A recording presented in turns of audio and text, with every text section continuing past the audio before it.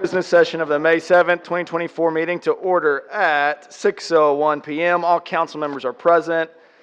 Welcome to all of our guests and visitors. We provide an opportunity for the public to address the City Council on any agenda item or during the hearing of visitors portion of the agenda. On items other than public hearings, speakers will be allotted one 3-minute presentation, regardless of the number of agenda items each speaker wishes to address. If you're here to speak and have not filled out a registration card, please see the city secretary staff at the registration table outside of the auditorium so that staff can contact you if necessary. If you have handouts, please let us know at the beginning of your presentation, and staff will distribute those to council. If you're unable to approach the podium due to physical limitations, a microphone is available to be brought to you. When called to the podium, please state your name and address for the record. Each speaker must limit comments to 3 minutes. If you're here to speak on a group of 10 or more individuals present, please have those persons stand at the beginning of your comments, and you will be given 10 minutes to address the council. Please note that if you stand in support of a person getting 10 minutes to speak, you are forfeiting your right to speak on that item. For any person addressing a council through the use of a translator, the speaking time will be doubled to accommodate translation services. While public discourse is very important to the council, we have to maintain order in the meeting so that all persons may be heard and that city business may be conducted. So, if directed by me, the Sergeant of Arms shall remove from the council meeting any person who, while addressing the city council or while attending the city council meeting, makes personal, impertinent, or slanderous remarks, becomes boisterous, or makes unauthorized remarks from the audience, claps hands, stomps feet, whistles, yells, or makes similar demonstrations. Please join me for the Pledge of Allegiance. I pledge allegiance to the flag of the United States of America and to the republic for which it stands, one nation, under God, indivisible, with liberty and justice for all. Our first item of business is to consider the minutes of the April 16th, 2024 regular city council meeting. These minutes were provided in your meeting packet. Are there any corrections? Nope. If no, these minutes will stand approved as submitted. And we have several proclamations today. The first of these is a special presentation to the City of Waco Youth Council, thanking them for their service. So I will go to the podium now for that.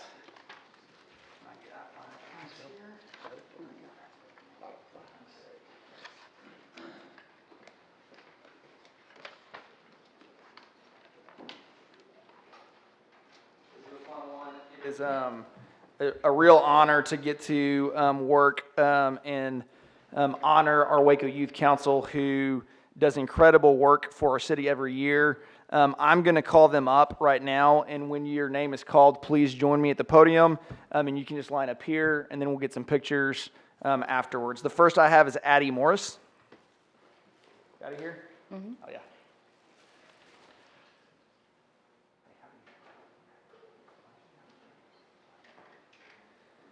Next one I have is Lily Sriram.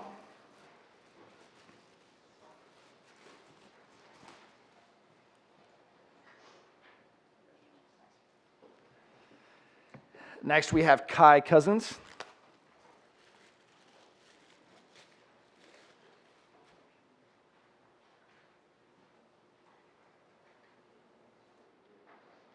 And followed by that we have Angel Asari.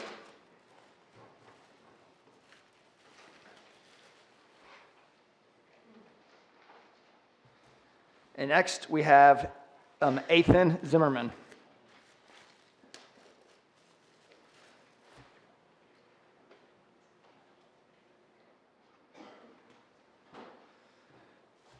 To each of these members of the Waco Youth Council, I'm so thankful for your service to our city. You have diligently worked to represent your council districts as well as your community. I hope you've learned a lot along the way, and your service has been greatly appreciated, and we're so honored that you would serve. Thank you to your parents, to the parents here tonight, for your diligence and sacrifice of getting these kiddos up to different youth council meetings.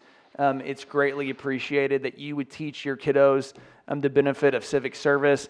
And to our city staff who works diligently with the Waco Youth Council, I so appreciate all that you do to ensure that their experiences are phenomenal. So thanks especially to Susan for all that you do with the Waco Youth Council, and our Jonathan, the Parks and Rec staff.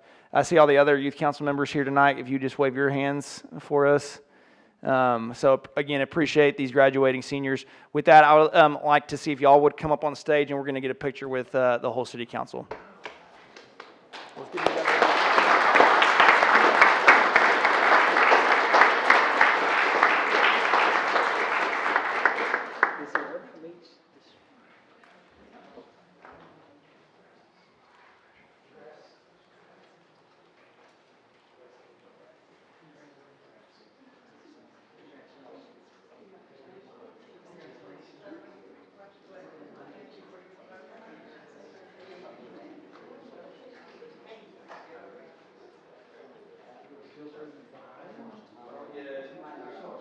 Why don't we get 3 council members over there and 3 here? Just want to come over here. Allison, Tim, you want to go on John's list? Here, Allison, stay here. I'll come over.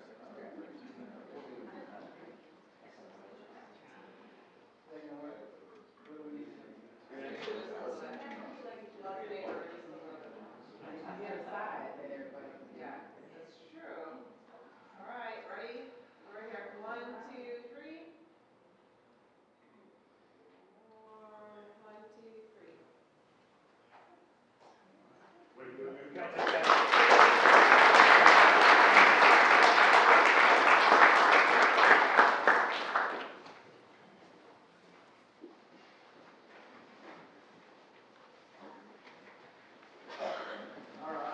Next presentation or proclamation is National Salvation Army Week, and I'm going to have Major Jim Taylor and Major April Taylor join me at the podium.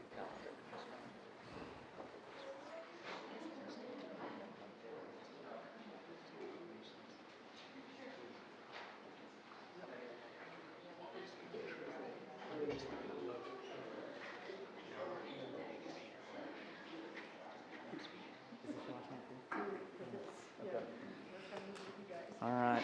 Well, it is my honor to, by virtue of the authority vested in me as mayor of the city of Waco, proclaim May 13th through 17th as National Salvation Army Week in the city of Waco, and urge all of our citizens to join with the city council, city staff, and me in supporting the efforts of the Salvation Army to love beyond by helping our neighbors in need. Let us remember that we have the ability as a community to directly impact the lives of so many experiencing crisis right now. The Salvation Army has long been a beacon of hope and support, addressing both the physical, emotional, and spiritual needs of individuals and families. Since 1891, the Salvation Army of Waco has loyally supported the local community with joy for serving the family of humankind to the greater glory of God. The Salvation Army has grown rapidly as programs have evolved to meet society's changing needs, but has remained focused on sharing God's love by serving others. Local programs and services are made possible through gifts from local individuals, businesses, organizations, and foundations. These gifts help with food, clothing, shelter, emergency assistance, educational and enrichment programs for disadvantaged youth, and other services within the local community. The Salvation Army's message behind the continued Love Beyond campaign is simply to love beyond hunger, love beyond homelessness, love beyond addiction and loneliness, and love beyond disasters. The legacy of the Salvation Army in Waco, Texas is a testament to the power of compassionate, Christ-centered service and the difference it can make in the community. In testimony whereof, witness my hand in the seal of the city of Waco, the 7th day of May, 2023. And I do want to remind the community, we are doing a capital campaign in Waco right now for a new Salvation Army facility. This is an opportunity for our community to give. If anyone wants to learn more, you can reach out to members of the Salvation Army team here in Waco. And with that, I'd love to turn it over to Major Jim and April Taylor to say a few words. Well, thank you, Mayor. It's an honor to be recognized by you in the city of Waco tonight. And the Salvation Army is just blessed to be able to serve the people of Waco and McLennan County. And been doing it since 1891, and we'll be doing it for many years to come, I'm sure. So thank you very much to you and the City Council for this proclamation. And when are y'all retiring from your post? Next month. Next month. So big round of applause for Jim and for Taylor and their service committee.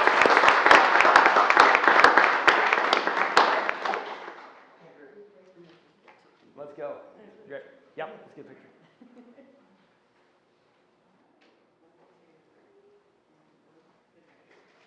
Thanks, guys. Appreciate y'all.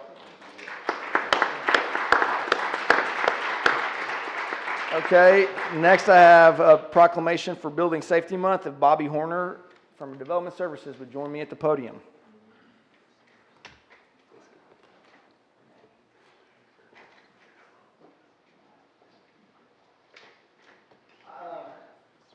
It's another honor that I have by the virtue of the authority vested in me as mayor of the city of Waco to proclaim May 2024 as Building Safety Month in the city of Waco and urge all of the citizens to join with the city council, city staff, and me to promote building safety and acknowledge the professionals in our community who are making a difference in building safety every day. The city of Waco is committed to recognizing that the growth and strength of our community depends on the safety of our homes, buildings, infrastructure, and daily life, and when disasters strike. Building safety and fire prevention officials, architects, engineers, and design professionals, contractors, and tradespeople work year-round to ensure the safe and sustainable construction of buildings. The International Code Council is a nonprofit organization that brings together experts in the local, state, territorial, tribal, and federal level to create and implement the highest quality building safety codes to ensure the public is protected in the structures where they live, work, and play. Building Safety Month is a yearly campaign sponsored by the International Code Council to remind the public of the critical role played by local code officials and building safety professionals to assure in the assurance of building safety and to raise awareness in building safety on a personal, local, and global scale. Mission Impossible is the campaign theme for the Building Safety Month 2024 and includes weekly themes where the public can learn about overall building safety, preparing a building safety plan, and becoming an advocate for building safety within their community. Testimony whereof witness my hand and the seal of the city of Waco this 7th day of May 2024. Would you like to say a few words? Sir. It's always an honor each year to represent and receive this proclamation for Building Safety Month. With Waco's continued and tremendous growth, that becomes even more important each year. And I don't see an end to that. It's just continually growing, and it's fantastic. The Development Services Department has a great working relationship with our development community. We value their input.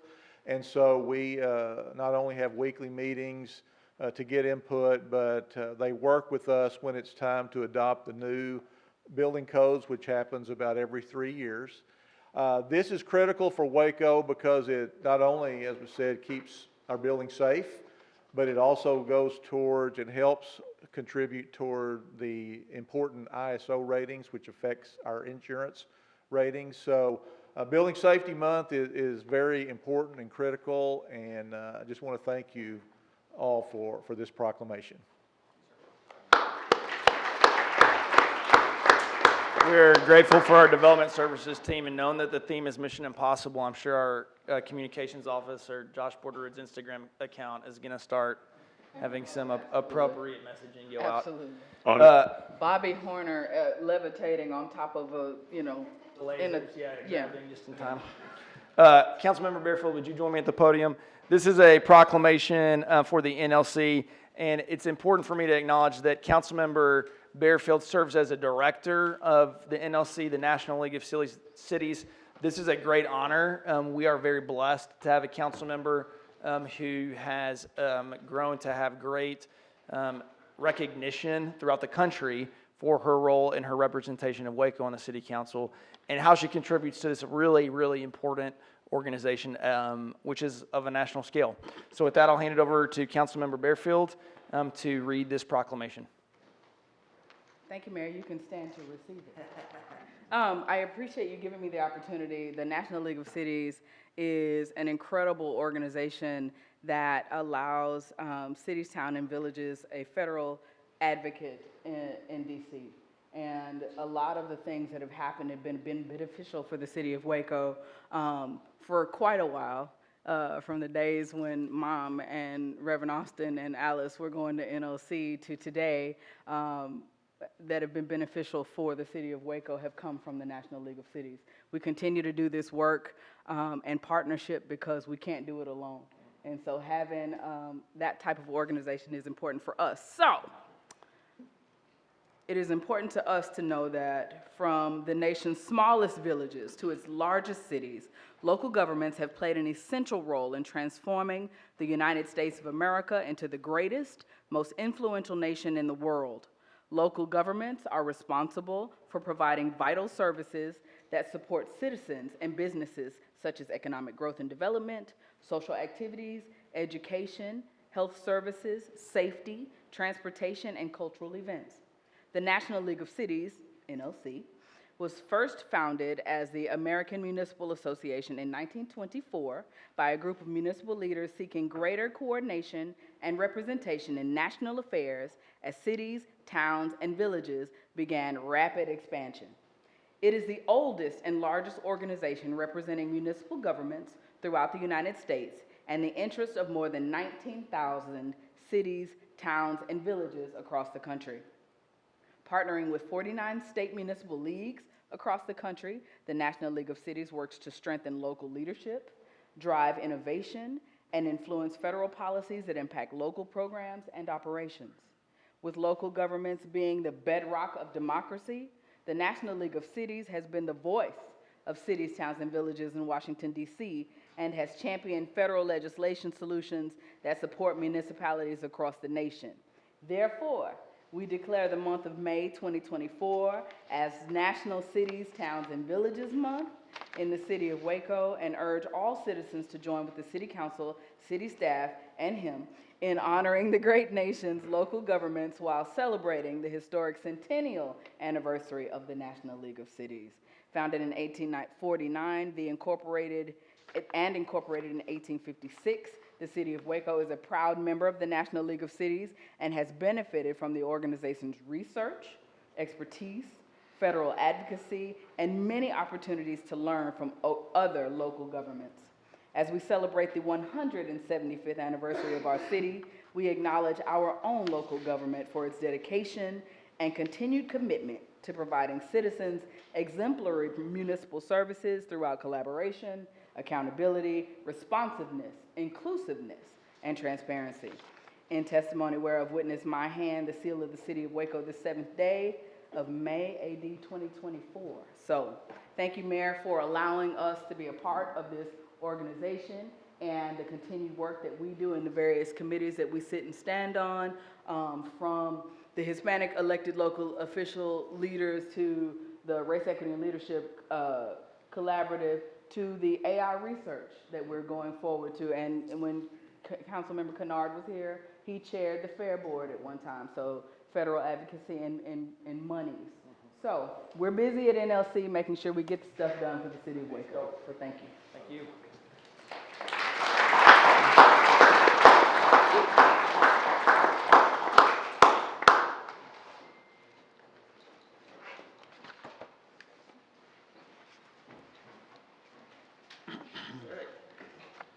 Good ones tonight.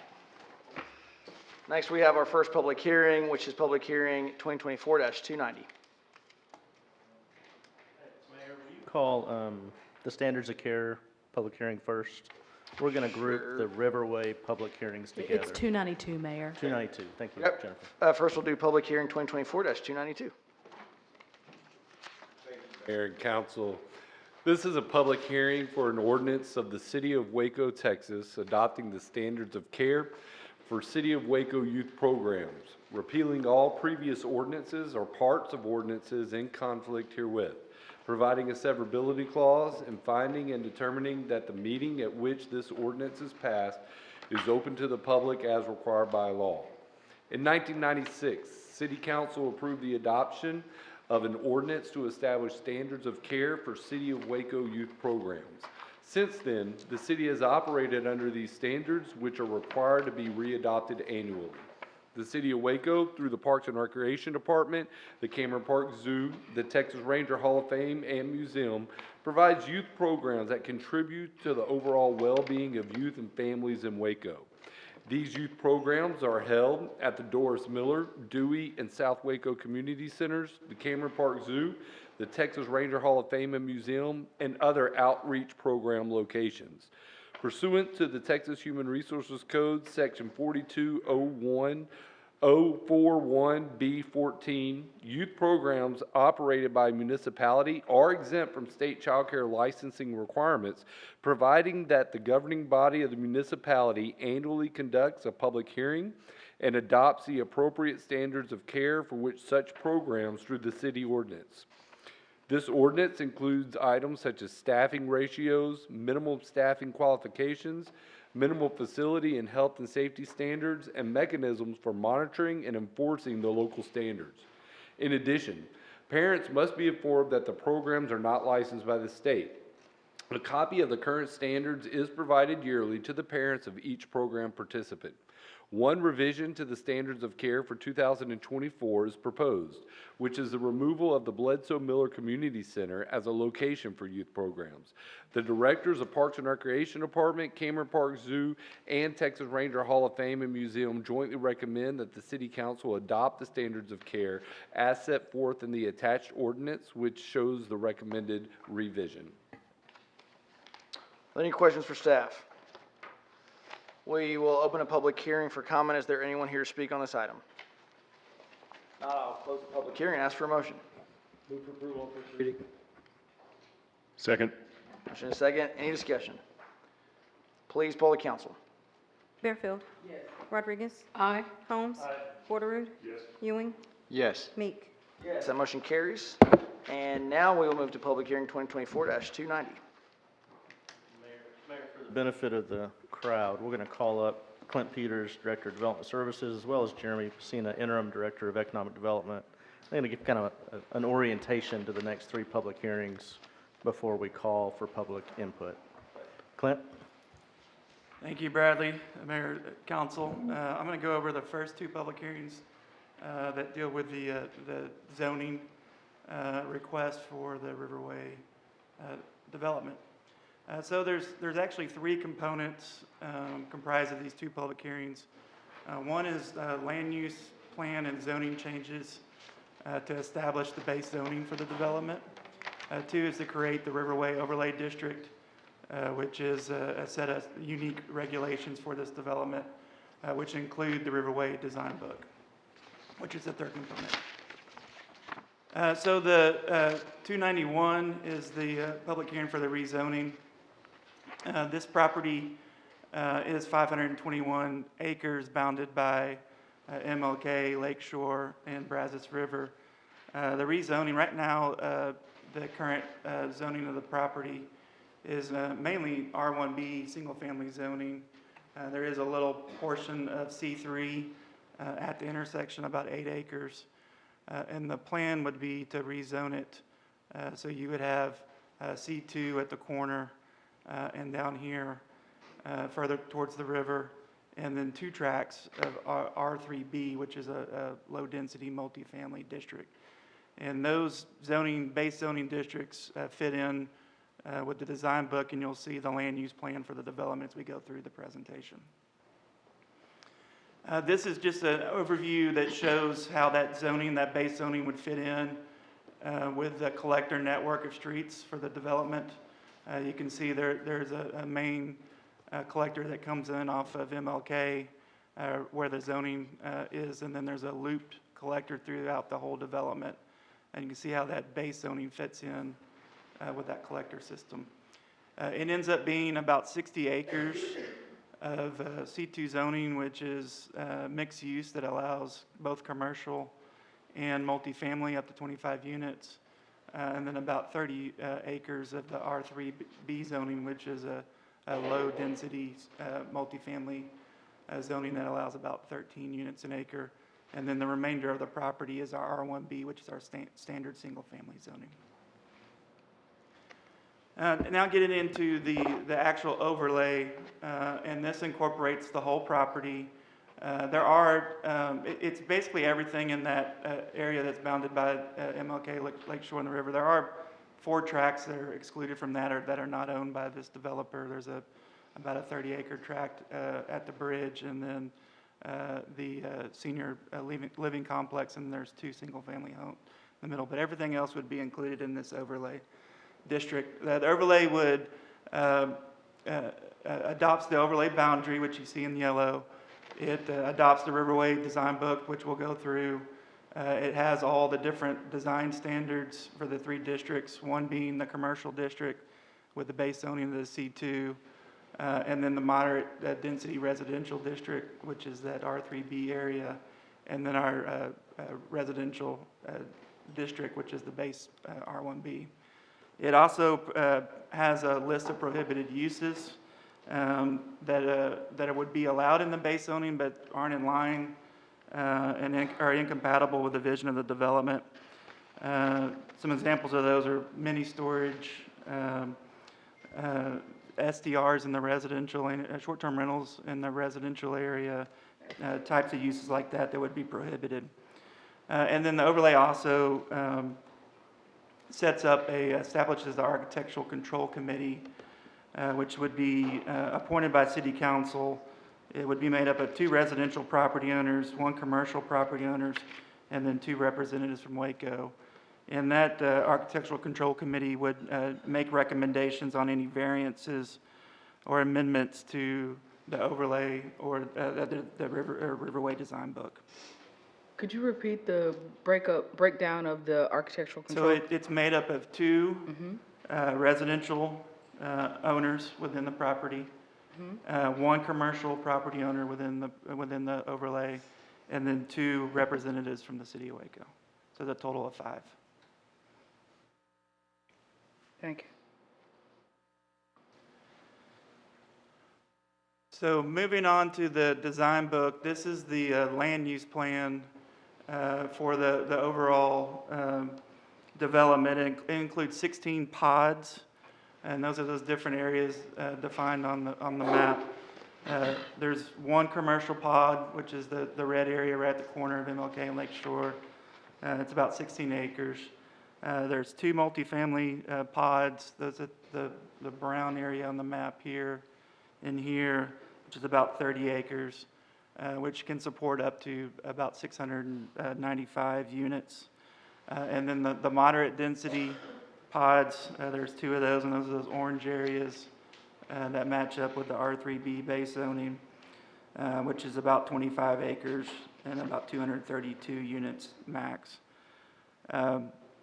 And then there's 10 of what we're calling traditional or estate neighborhoods, which makes up the majority of the property, about 250 acres and about 970 units on it. There's this purple area is an amenity center here, and then all the green area is a open space or trail system throughout the subdivision, which makes up about 161 acres, or about 30% of the development, which is a unique element of this development about how much open space and amenity area is for it.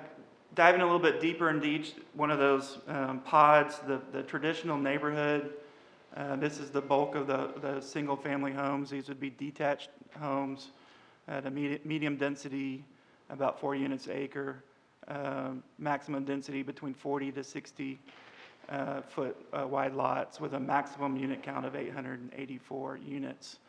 Those lots can range in size. There's a little bit flexibility built into this just to allow ebbs and flows with the market. The estate neighborhoods, these would be your larger lots. These can range from anywhere from 60 foot wide to 80 foot wide with a max density of 3 acres. This actually has a minimum unit count, so there has to be a minimum of 75 of these units spread out in those yellow areas. And so, again, to respond to the market, these units, if there's a need in the market to go with more of these lots, that's okay. The neighborhood traditional lots count would go down, so that overall density would stay the same. You just have more of the larger lots than the smaller lots. The moderate density, those are those orange areas. These are more of your attached product, townhouse, brownstone product with zero lot line, cottages. These are at a little higher density, 9 units an acre with a max count of 232 units. And totaling all throughout it would be 1,886 units. Building placement is an element of the design book. It's got different setbacks and building locations for each of those areas. These are smaller setbacks than what you would normally see in our base zoning. Typically, you'll see 15-foot front yard setbacks in all these different designations with a 20-foot setback for garages. Again, because that subdivision is including so much common and open spaces, there's not the need to have individual yards for each one of these. So the setbacks are a little bit smaller than what you would see in our normal subdivision. Also, there is a requirement that at least 5% of the units will have rear load, alley loaded units, and you can see there's a building placement sketch out for that shows driveways off the alley. The commercial areas, the multifamily areas, those are those areas at the corner intersection, and then down here, these are those densities up to 23 units an acre, up to 695 units, and then a mix of commercial uses, retail, restaurants, and offices. I did want to point out for the whole site, there is a 35% cap on the age-restricted units for the total number of units. And that way, this doesn't end up being a completely senior living village, that it is a mix of housing types for different age groups. And then there's a big amenity area, as I mentioned, with the 31% of the subdivision being in trails, parks, or amenity center. And these do include the amenity center, 3 neighborhood parks, a marina, trails, and the riverfront park along the river. There is a section on streets and circulations that have the different types of street sections. You can see there's different colors for these different street sections, ranging from a divided collector roadway that will come off of MLK here into the park area with sidewalk either on both sides or a larger sidewalk on one side. And then you have the collector that is up closer to the commercial and multifamily. That's going to have on-street parking as part of it. Again, sidewalks on all the streets. And then you have a different type of collector, this blue area that goes through the property, that is more of a neighborhood collector with a little bit more narrow street section and sidewalks. And you can see the street sections here, they all have sidewalks and trees on it, again, to promote walkability throughout the whole subdivision. And then this is the local street and then the alley section as well. And then there is over about 4,500 feet of trail system throughout the subdivision, and over 12,000 linear feet of trails along the riverway that you can see here that will be a part of the development. All sidewalks in the trail system will be at least 6 feet in width, and the trail along the river will be larger than that. And there is a requirement that if the sidewalk, or if the trail is going to be used as the main sidewalk along a street, that it must meet ADA standards. And then finally, there are design standards throughout the design book dealing with variation of facades and unit floor plans. No block can contain, or each block has to contain at least 4 different floor plans and no more than 2 the same building elevations. There is a minimum requirement of 1 of every 4 units has to have porches if the lot's 50 feet or smaller. There's building height and massing standards, and then building standards related to materials, roof, window, doors, mechanical equipment, landscaping, and so on.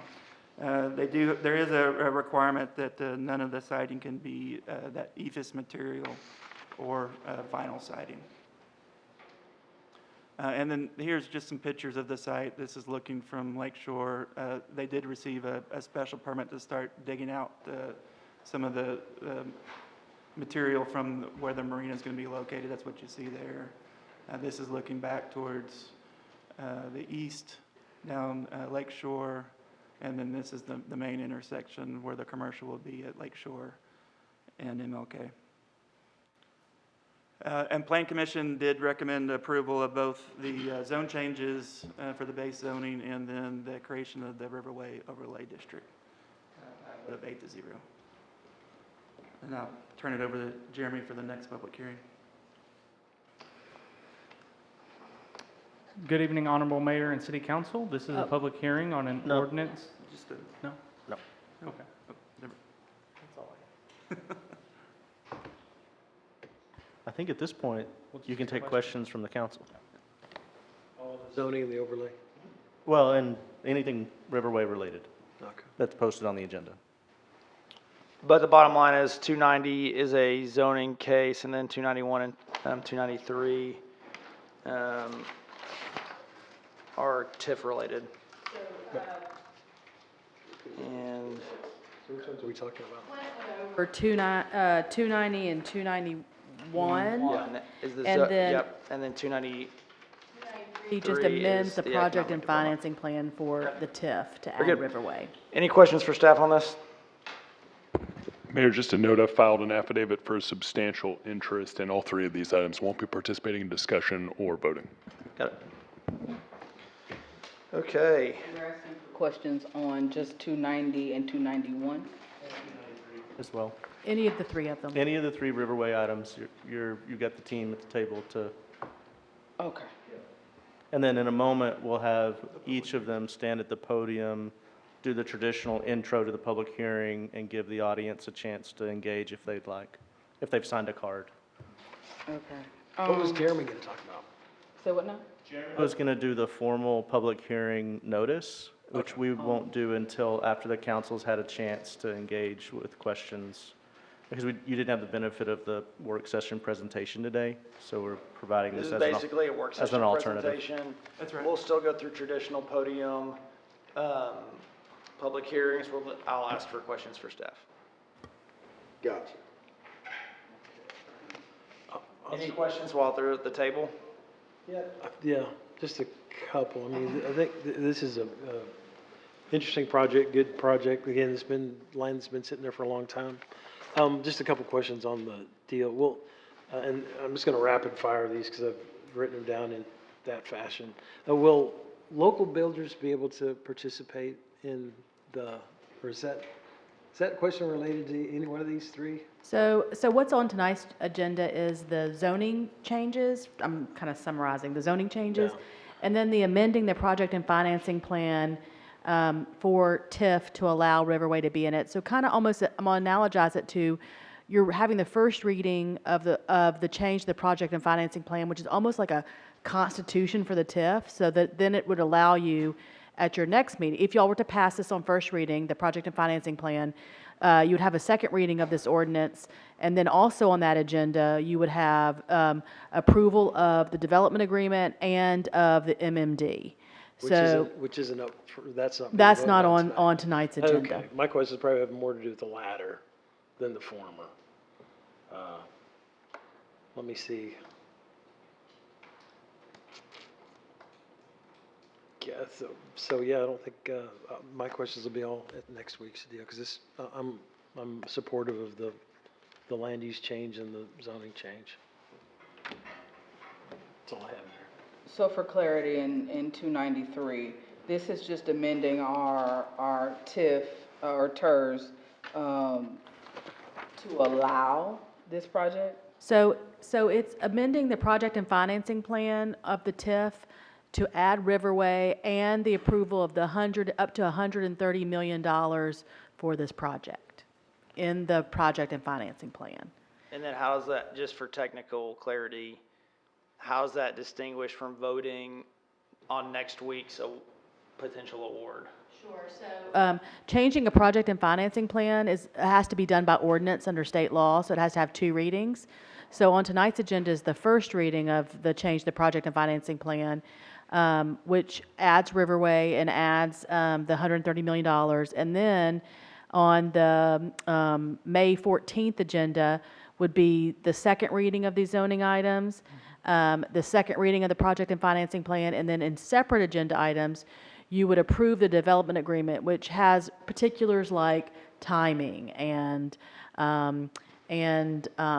actually awards that money in a contract, and then also gives your consent to the creation of a municipal management district that the developer is asking for, and so that's how this would all be laid out.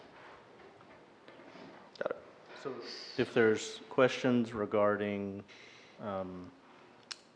the usage of TIF, $130 million of authorizing legislation, to use Jennifer's analogy, now is a pertinent time to mention them.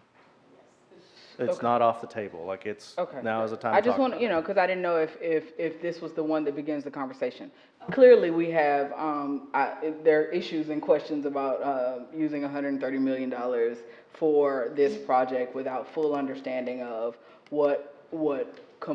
and you'll never know complete cost, but I need a better indicator of what dollar for dollar the city of Waco will be responsible for in services and upkeep. I know that there's a lot of things planned, and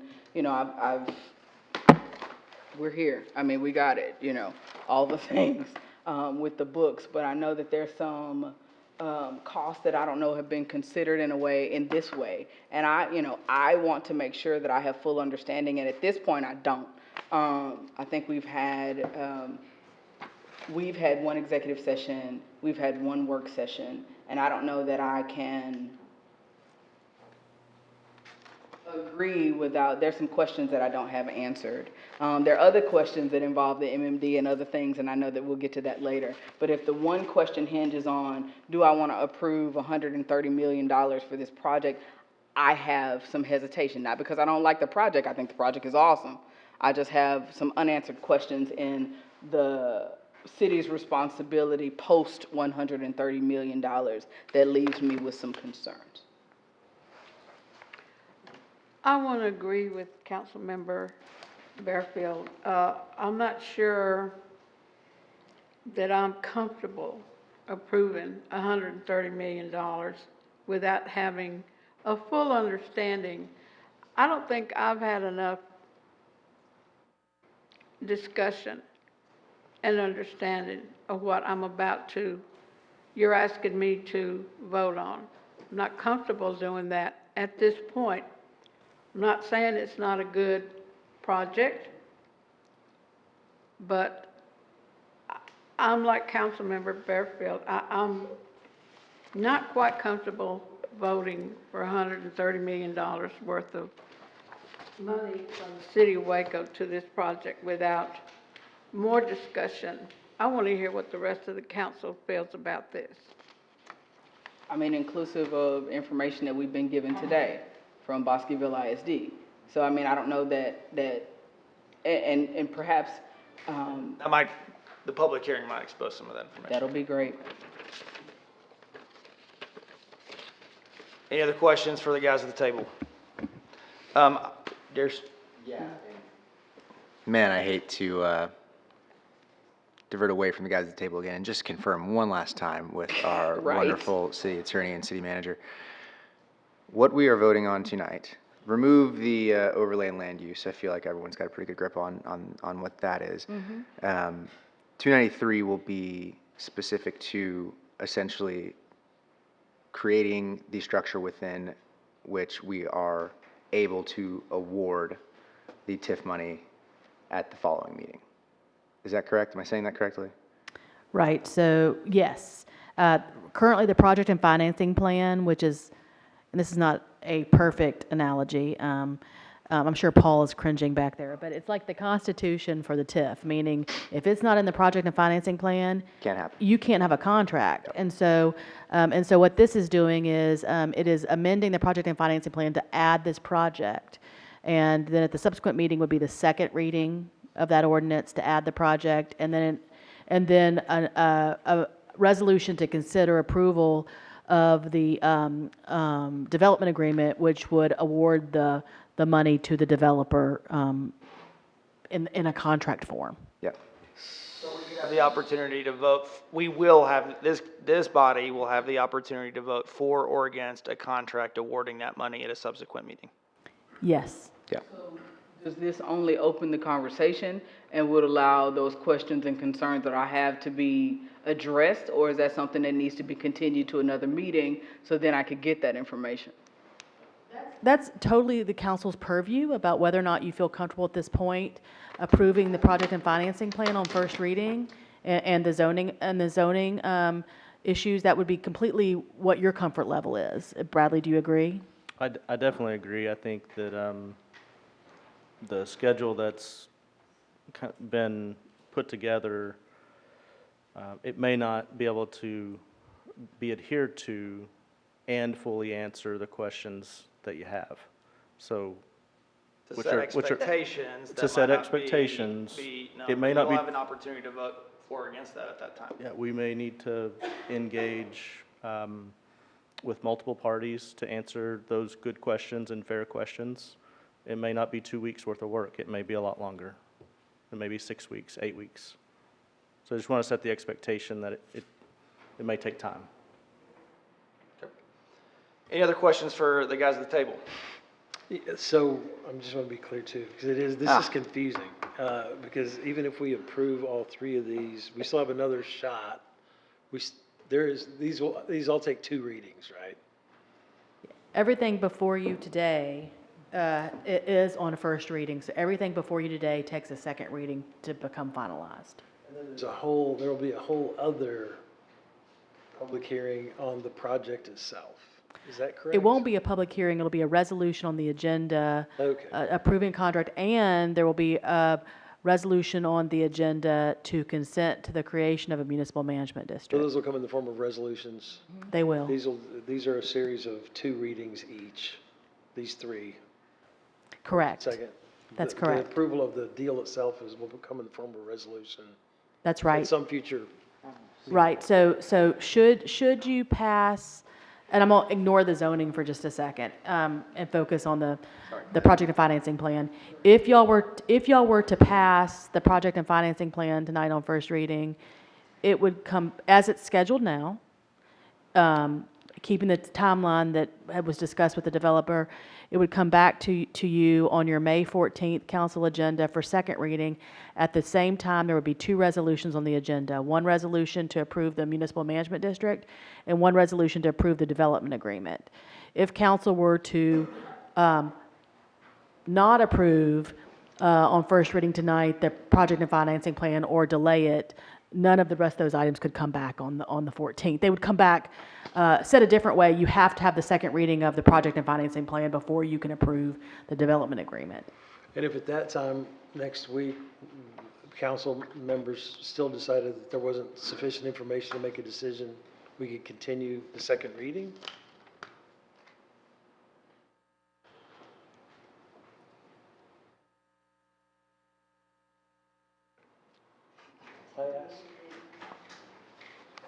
So, on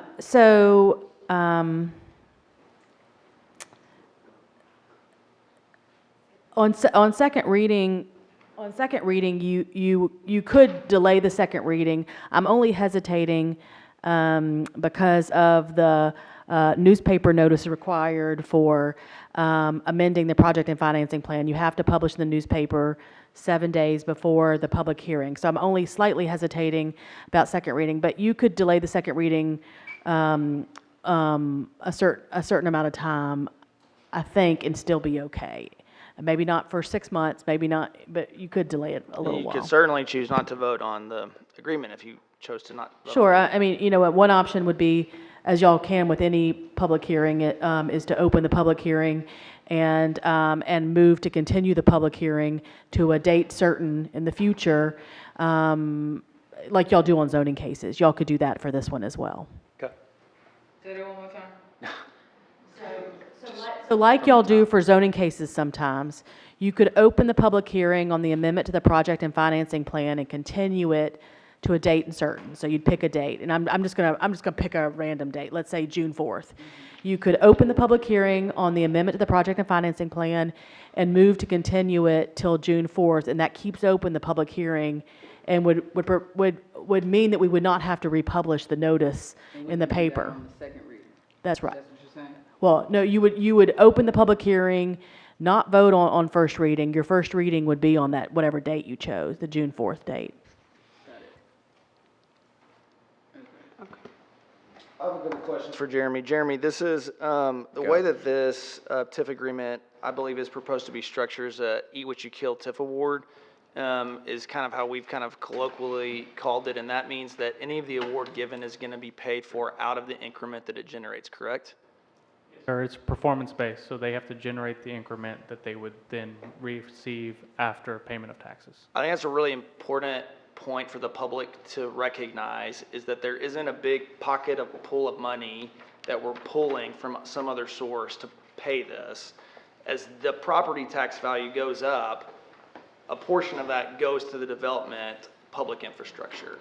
And I think that is a really critical component part to this, that I think makes this project unique from traditional TIF awards that have been allocated. Am I right that TIF 4 is 70% Yes, TIF, sir. and then 30% of what's generated goes to the Yes, sir. general fund? Right, okay. Thank you.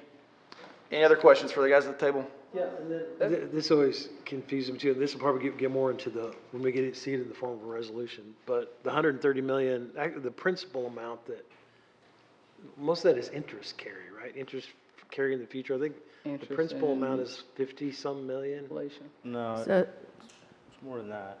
so the agreement, in the agreement, the TIF money would be used to pay $102 million in public improvements. There's provision in the agreement that allows there to be increases. If those increases in the particular categories of public improvements exceeds 20%, then it has to come back to council for council approval. And so that $130 million presumes a 20% increase. Okay. I hate the term "eat what you kill," but because I think the way it makes me think, if we're gonna liken it to nature, right? Yeah, sure, we can only eat what we kill, but are we careful about what we're killing? And are we careful about how it affects our ecosystem? Because are we considering all the things that are involved in this kill? So, I mean, yeah, sure. And I get it. I get the way it's structured. It makes sense. You know, if they don't make money, we don't make money. If we don't make money, they don't make. I mean, it's very what for what. I get that part. B+ minds. We get it.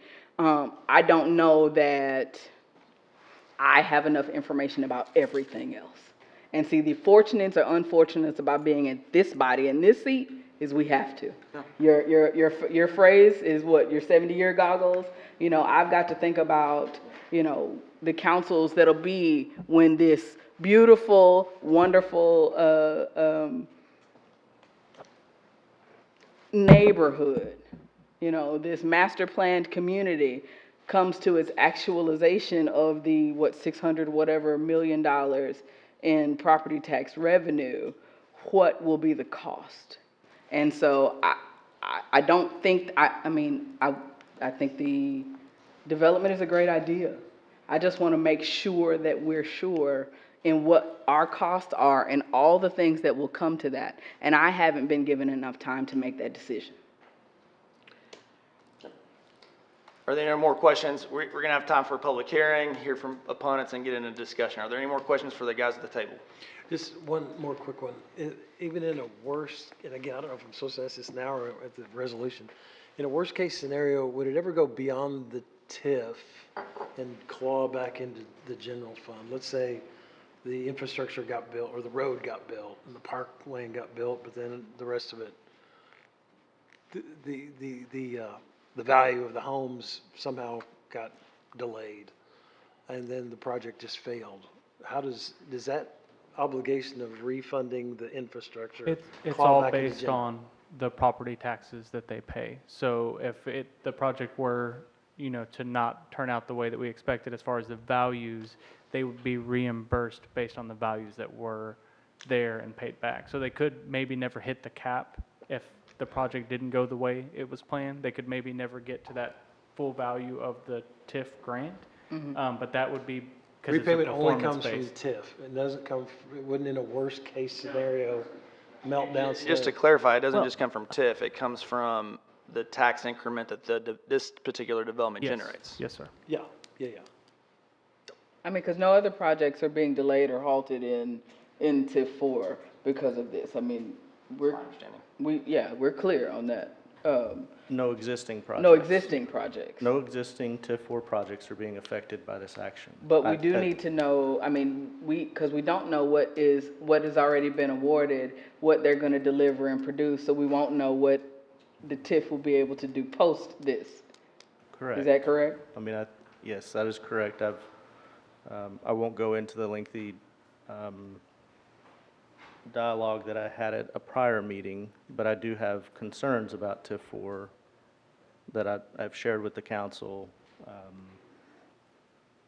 that don't necessarily directly relate to the Riverway project, but that are associated to TIF 4 relative to what other types of investments are in TIF 4, and namely graphic packaging, whose $60 million infrastructure package is guaranteed by the full faith and credit of the city of Waco.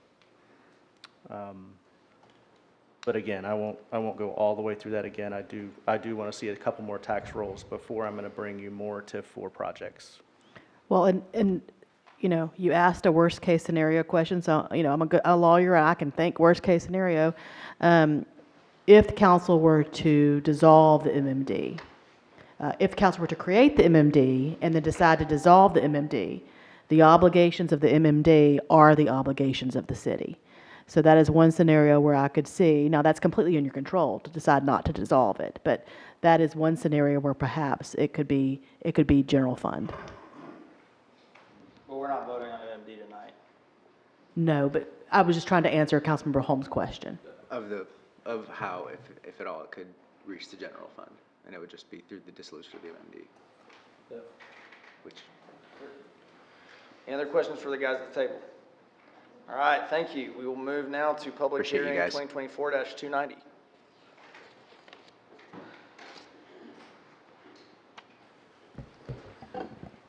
Honorable Mayor, members of the council, this is a public hearing to consider an ordinance of the City of Waco, Texas, amending Article 4, District Regulations and Chapter 28 Zoning of said code to add Division 31 Special District Riverway Overlay District and adding sections 28-880.34 to 28-880.40, establishing the Architectural Control Committee, providing a map of the new district, adopting the Riverway Design Book by reference, providing the pursuant to Section 28-247 of Chapter 28 zoning, said code that the zoning map shall be changed to a certain property, so that a certain zoning classification of the property within the Riverway Overlay District shall be changed to and be designated by its existing base district classification plus the Riverway Overlay District designation. Repealing all ordinances or parts of ordinances in conflict herewith, providing for inclusion in the code, providing for penalties, providing a saving clause, providing a severability clause, and finding a term at the meeting in which this ordinance is passed is open to the public as required by law.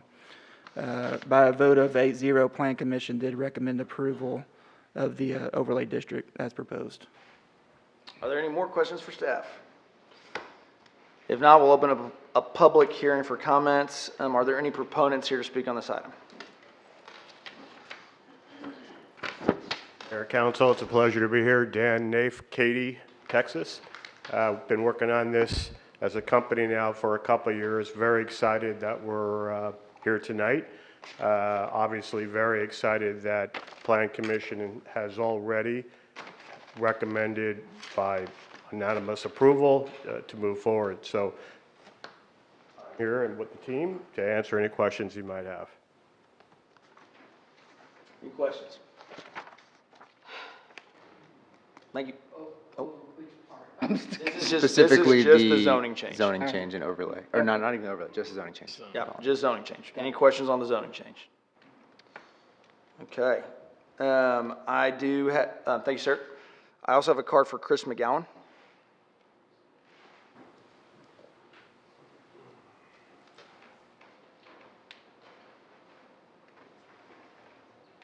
And Chris, you'll be able to come and speak on 291 and 293 as well, if you'd like to. This is on the zoning change. Is it permissible for my comments on this to apply to those? Sure. Okay, great. I'd love that. Thank you, Mayor and Council. Well, no, Mayor, no, Ooh. you need to speak on each public hearing Okay, item. no problem. I'll stick around. My name's Chris McGowan. I live at 2501 Briarcliff Lane here in beautiful Waco, Texas. Before I get started, I just wanted to take a chance to get on the record to say thank you, Dylan. You have served our community with dignity, and your leadership and sense of purpose in serving this community has been amazing, and I'm very proud of you. I am here representing Rick Sheldon Real Estate. We own property across MLK from this project. We'd like to express our support for this project. We think it's a fantastic project. It meets a lot of the needs of the city. I think we're about 6,000 housing units behind the curve right now. And while this is a longer-term project, it does help meet that need immediately. It also creates a substantial revenue source for the city, as I understand, through the TIF agreement and the MMD and the way that this deal will be structured. We think it's a wonderful project. We're wholly in support as their neighbor and looking forward to the work that they do in the future. Thank you so much. Sure. Next, I have a card for James Keeler, and on deck will be Dr. Alan Northcutt.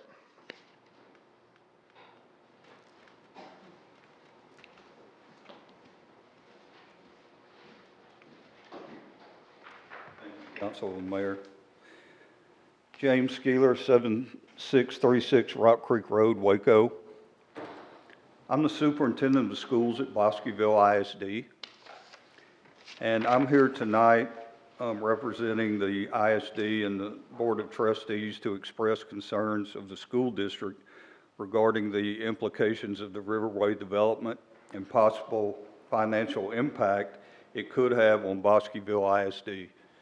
The amount of students that are projected to increase in our district due to this development would far exceed our facility capacity for students. This would cause a financial burden on the district due to our limited bonding capacity. We ask as a district that we be communicated with and that considerations for Bosqueville ISD be included in conversations with the City of Waco and the developer of this project as this project moves forward. I have included a handout for each of you with some more detailed information regarding our bonding capacity and our current conditions in Bosqueville ISD. Thank you. Thank you. Next, I have Dr. Alan Northcutt.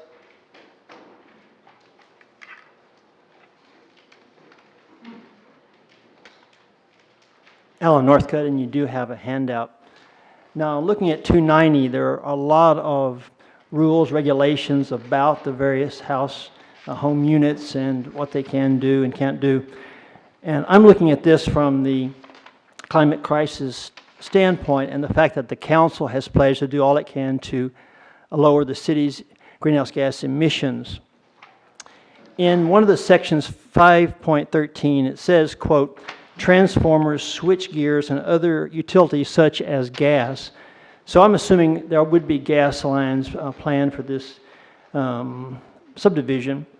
And I would propose that this is a perfect opportunity to make this electricity only, all electric. The reasons are, number one, no greenhouse gas emissions from the house appliances. Number two, we have to switch to all electric. That has to happen to combat the climate crisis as a matter of time. Number three, lower cost in building the units since you only have to put in electric lines and not the gas. Number four, no toxic emissions such as benzene and formaldehyde that comes from the use of natural gas or propane. Thus, we have lower risk of lung and heart disease, asthma in children, and stroke. Number five, no risk of gas leaks, explosion, fire, or death. And number 6, I think this would create a positive boost for Waco's image. The other item is transportation. The transportation sector is the #1 source of greenhouse gas emissions in the United States. By 2030 or 2035, majority of new car sales will be EVs.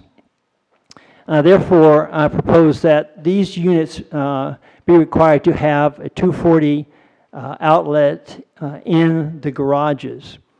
And in fact, this isn't just coming from me. There was praise here tonight for the International Code Council, right? Well, back in 2020, they passed a provision calling for this very thing, for at least one 240 outlet for EVs in garages. That was 4 years ago. So it seems to me this would be a no-brainer to include that in this new subdivision. So I think these are 2 steps that could be taken. This is a great opportunity with this, building this new subdivision to undertake these changes to help decarbonize the city and lower our emissions. Thank you. Thank you. Is there anyone else here to speak on this item? If not, I will close the public hearing and ask for a motion. I'll move for approval on first reading. A second. Motion and a second. Any discussion? Please poll the council. Fairfield. For clarity, zoning. I'm on this is the overlay district. Yes. This is zoning. Zoning. This is zoning. 290? And he's the overlay district. This is zoning. Oh, this is overlay district. Yep. This is overlay district. Okay. Motion second. Okay. This is the overlay.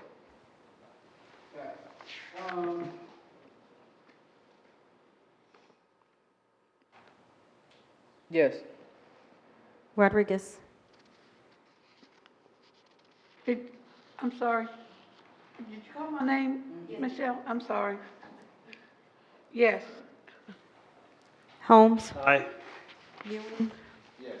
Meek. Yes, that motion carries. And now we'll move to public hearing at 291. Members of the council, this is a public hearing to consider an ordinance of the city of Waco, Texas, providing that the comprehensive plan be amended to change the land use designations on property described as portions of the property known as 1109 East Lake Shore Drive, property ID 102834, generally located southeast of Martin Luther King Jr. Boulevard and East Lake Shore Drive, intersection described in a deed to CC Waco 521 Land Holdings LP, a Texas Limited Partnership recorded under McLennan County Clerk's Document 2022-02-7229 of the official public records of McLennan County, Texas, all being located in the John Tucker Survey Abstract 41 in the city of Waco, McLennan County, Texas, in the Calvin B. Emmons Survey Abstract 337 in the city of Waco, McLennan County, Texas, for 1, a land use change from suburban residential to mixed-use flex and rezone from R1B to C2 on a tract being 18.465 acres. 2, a land use change from suburban residential to medium-density residential office flex and rezone from R1B to R3B on a tract being 10.874 acres. And 3, land use change from suburban residential and mixed-use flex to mixed-use flex and rezone from R1B and C3 to C2 on tract being 40.195 acres. And 4, a land use change from suburban residential and mixed-use flex to medium-density residential office flex and the rezone from R1B to R3B on a tract being 18.827 acres, providing that the Code of Ordinances be amended by revising Section 28-247 and Chapter 28 zoning of the Code, providing that the zoning map shall be changed so that certain property described above shall have the zoning district classification change specified above, providing for penalties, providing a savings clause, determining a severability clause, and finally determining the meeting at which the ordinance is passed is open to the public as required by law. By a vote of 8-0, Plan Commission recommended approval of the land use changes based on the following findings: that public infrastructure is adequate to provide for zoning districts allowed in the proposed mixed-use flex and medium-density residential office flex land use designations. and that the land use designations are consistent with the surrounding land uses. Plan Commission also recommended the zoning changes based on the following finding. Proposed zoning is keeping with the land use component of the comprehensive plan as revised. The public infrastructure is adequate to provide for uses allowed in the C2 and R3B zoning districts. The property meets all the area and width requirements for C2 and R3B zoning. There is C2 zoning adjacent to the subject properties as well as higher density R3C zoning in close proximity. And the location of proposed C2 and R3B zoning is compatible with surrounding areas of commercial, public, institutional, and multifamily uses. Are there any questions for staff? We'll open up a public hearing for comments. Is there anyone here to speak on this item?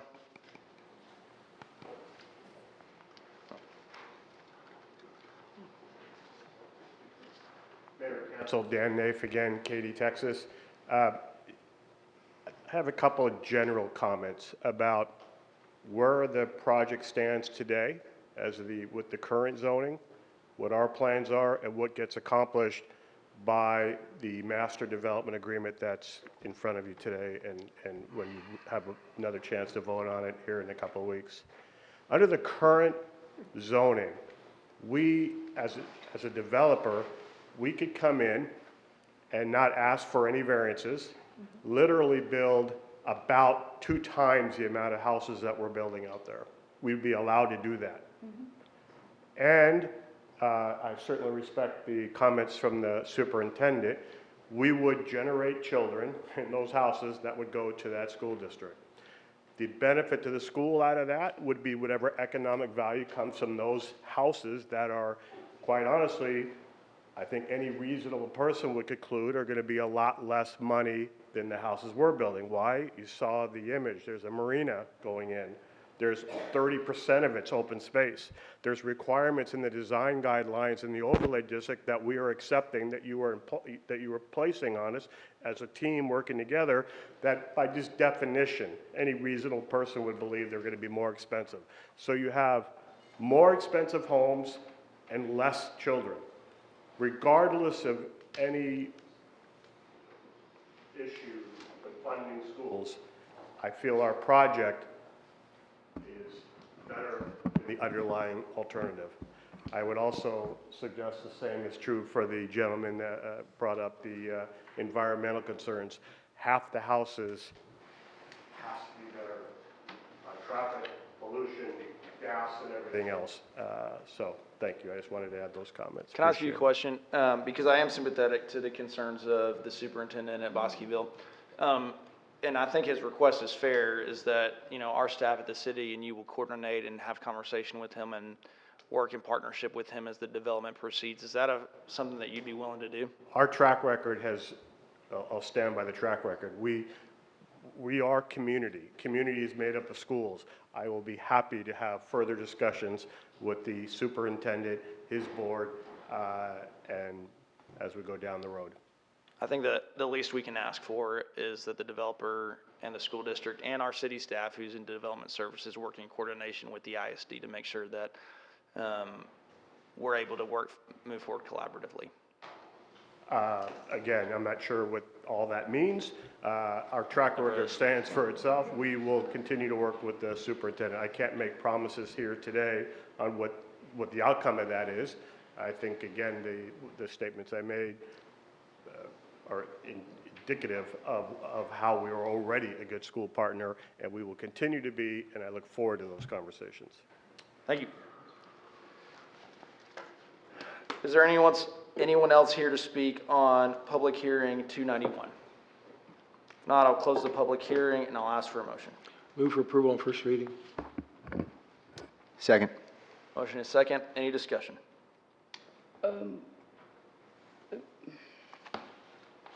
So, yes, and. One thing I'll have to say is, you know, and I watched Town Lake being built. I understand how it worked with Cy-Fair ISD. I've seen all of that. Waco is not Cy-Fair ISD, and neither is Bosqueville. So I need you to be mindful in that, in as the conversations, because I mean, and I know you do this all over the country, but they're not the same. And, you know, I don't know that we can consider them the same. And I don't know where they are or have been in these conversations, but I know that it's important that we're mindful. I mean, the education system is challenged already. I mean, today is National Teacher Appreciation Day. And as we appreciate our educators, we have to be mindful that every single solitary ISD is different. Yeah, I'll agree with you on that, Councilmember Bearfield. And thank you, Superintendent Skeeler, for being here tonight. And if and as this comes to fruition, yeah, I definitely, you need to have a seat at the table on how all this works, for sure. Any other, motion and second, any other discussion? Please poll the council. I did actually just have one more comment. Sorry. Sorry, before we pull the council. I agree wholeheartedly with the sentiments of Councilwoman Bearfield and Mayor-elect Jim Holmes. And it seems that the developer's more than willing to work with the school district, and that's fantastic. I really hope that we can get some really good conversation there. I do just want to state for the record, and I am very confident that this has been considered but by the superintendent and the school board, and the concern is still there to bring this forward. But just you stated on the record, this project will take a decade plus to complete, so we will not drop students from 1,800 homes into the school district at once. You know, so over the next 10 to 15 plus years, we will have plenty of opportunity to make sure that Bosqueville ISD is not overwhelmed and that we can work together on that. 291, I think it is pertinent to talk about infrastructure challenges in this particular area that relate to us more directly, particularly the intersection of Lake Shore and MLK, which our staff report on page 155 shows that we're going to have increased traffic congestion as a result of this development. I think it's pertinent for me to say that in the item to follow, there's no dollars associated in the $130 million of reimbursements. There's no dollars associated for those traffic improvements at the moment. Developers required to pay their proportional share, but that's going to not be the same dollar that it takes to improve Lake Shore and MLK. So that's a consideration that I think know is there and could be creating significant costs in the future. City Manager Ford, can I ask, is that the same, would that concern apply to additional public safety need? Definitely, yeah. I mean, we're on the edge of, basically this site sits equidistant between 3 fire stations in particular, none of which are able to meet the 4-minute standard response for the first unit responding to an emergency. They're close, they're in the 420s to 430, but they're not able to get on scene in 4 minutes, which is the NFPA standard. So we would in time, not immediately, but in time, be looking at adding a station nearby, which certainly has a cost. As we think about Councilmember Bearfield's question earlier, there is cost associated with that as well. That's a very fair point to bring out into an infrastructure conversation related to this development. Now, if the site across the street develops, we're similarly challenged. But those are facts that exist at the present time.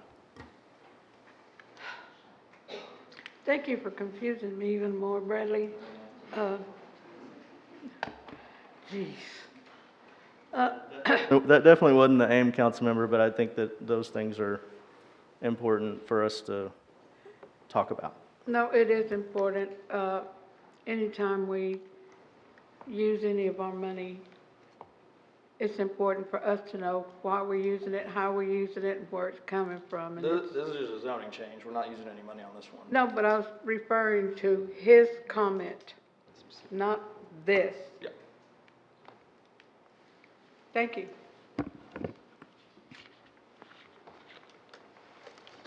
All right, any other discussion?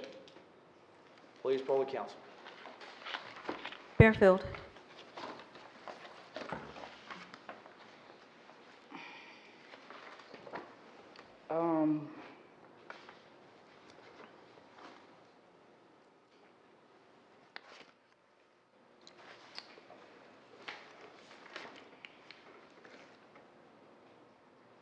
Yes. Rodriguez?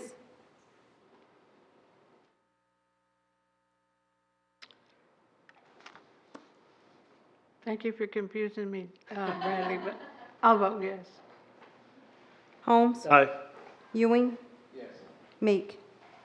Yes, that motion carries. I'll move to public hearing 2024-293. Good evening, Honorable Mayor and City Council. This is a public hearing on an ordinance amending the project and finance plan for reinvestment zone number 4 for tax increment financing to consider approving an ordinance amending the project and finance plan for tax increment financing purposes pursuant to Chapter 311 of the Texas Tax Code and providing TIF funds up to an estimated amount of $130 million to CC Waco 521 Land Holdings LP for public improvements including water, sewer, drainage, and parks related to the Riverway housing development, which will bring over 1,800 housing units, 22 acres of commercial space, public parks, public river trails, and a marina on property bounded by North Martin Luther King Jr. Boulevard, Lakeshore Drive, and the Brazos River. This ordinance comes to you on first reading. On April 12, 2024, the TIF Board voted 5-0 to recommend an ordinance updating the project and finance plan for tax increment financing purposes pursuant to Chapter 311 of the Texas Tax Code and to provide TIF funding up to an estimated amount of $130 million in funding to the developer for the Riverway housing project. As required by law, a notice of this public hearing was published in the Waco Tribune Herald on April 30, 2024.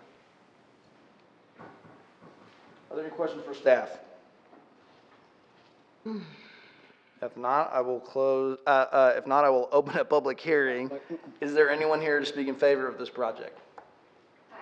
Roberts, 1701 Austin Avenue, Waco, Texas. I appreciate council and I appreciate city staff who we've had the opportunity to work with quite closely on this, and certainly appreciate the complexity and the number of questions, because this is a huge project, and proportionally the TERS under consideration for the project finance plan is a large number.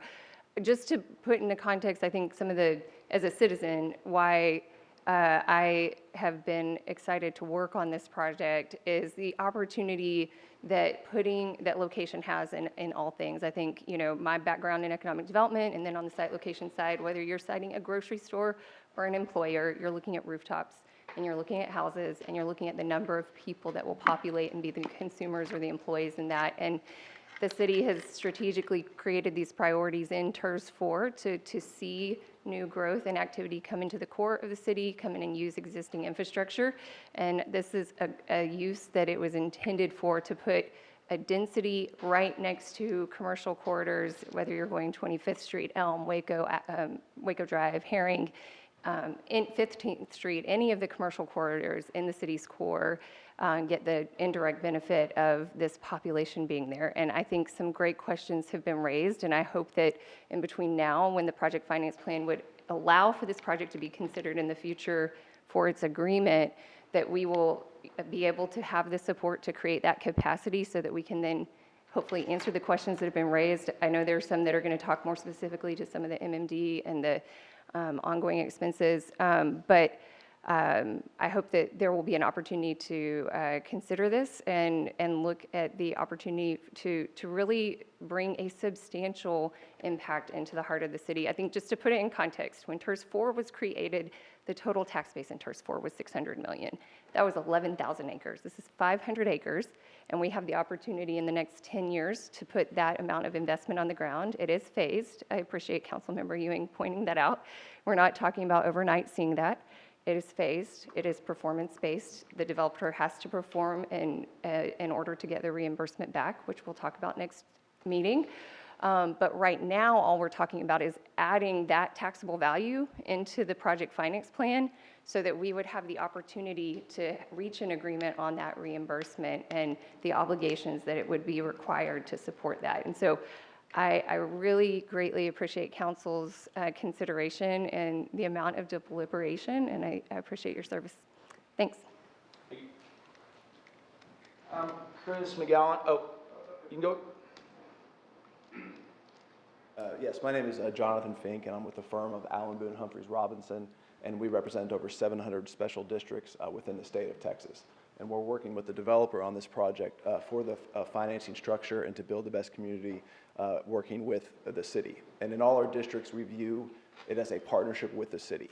And I want to make sure that Councilman Bearfield, or Councilwoman Member Bearfield, that we answer all the questions that you have. I know that public safety is a big concern. It's a big concern in all of our districts. You know, the costs of that keep going up and up and up. And in all of our districts, we work with the cities. We recognize, the amount of public services it takes to serve our communities. And so we always work with the city or with whoever has those obligations to make sure that we are covering we're pulling our weight. And so there are many different ways that we can talk about with city staff in order to address those concerns and help, pay our fair share. And so I'm happy to answer any other questions you have. I know tonight, Ms. Ritchie, please correct me if I'm wrong, but as Ms. Roberts said, we are just, you have a box that all the TERS fits in.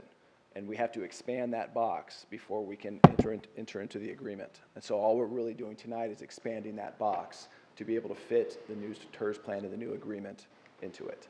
And so I'm happy to answer any questions that the council may have for me with regard to the TERS, the MMD, which I know is going to be addressed at a later meeting, but any questions you may have. So to use your analogy, so if today we're just expanding the box, right?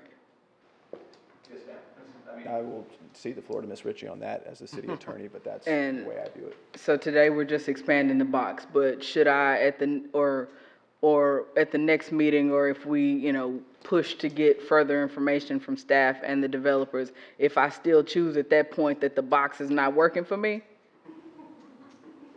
Yeah, so I will slightly disagree with Mr. Finke on this, which is, he used an analogy of a box, I used an analogy of the Constitution, kind of the same idea. But y'all just passed, if y'all were to pass this, this ordinance tonight to expand the box, to approve the Constitution's on first reading. So it's not final until y'all pass it on second reading. Okay. But passing it tonight allows the conversation, because at this point, if it doesn't pass, then the conversation is over. That's correct. Okay. As long as we're willing to have conversations, because my questions haven't been answered, No, to be clear. No, I completely agree. These are, like Sarah said, very complicated, and so we're happy to, help however we can. I just want to say that I appreciate your statement on your track record, which I admittedly have not looked into, so I'm taking your word for it, on working with cities and governing bodies on covering your fair share when it comes to the added burden of public safety. Because one thing that I did not state earlier when I asked our city manager about the additional public safety cost, and he sort of touched on it, is that anyone that built there would require us to, building at scale at that location would require us to expand our current offerings, regardless of whether it's you or somebody else. So I did not want to make it seem like I was piling on in any way, because I understand that development is development and requires us to expand our city services. So I appreciate your statement on your willingness to work with us on that. That's all I had. All right, thank you. Chris McGowan, do you want to speak again? You put down both items, so give that man a mic. Thank you, Mayor and Council. I just want to reiterate on behalf of Rick Sheldon Real Estate that we are in support of this project. Specifically to this item relating to the TERS plan, economic development really is the engine that drives our city. Having the best in the business come into this community and help us sort out intelligent ways to do that, to meet the needs that we're experiencing, as I mentioned earlier, the housing deficiency, and the opportunity to create new revenue to provide new services, additional or better services for all of the residents of the city of Waco is something that's a real wonderful opportunity. And isn't it just awesome that you guys are able to contemplate these huge projects today? I'm so proud of our community, so thank you. Thanks, sir. The next card I have is Scott Nix.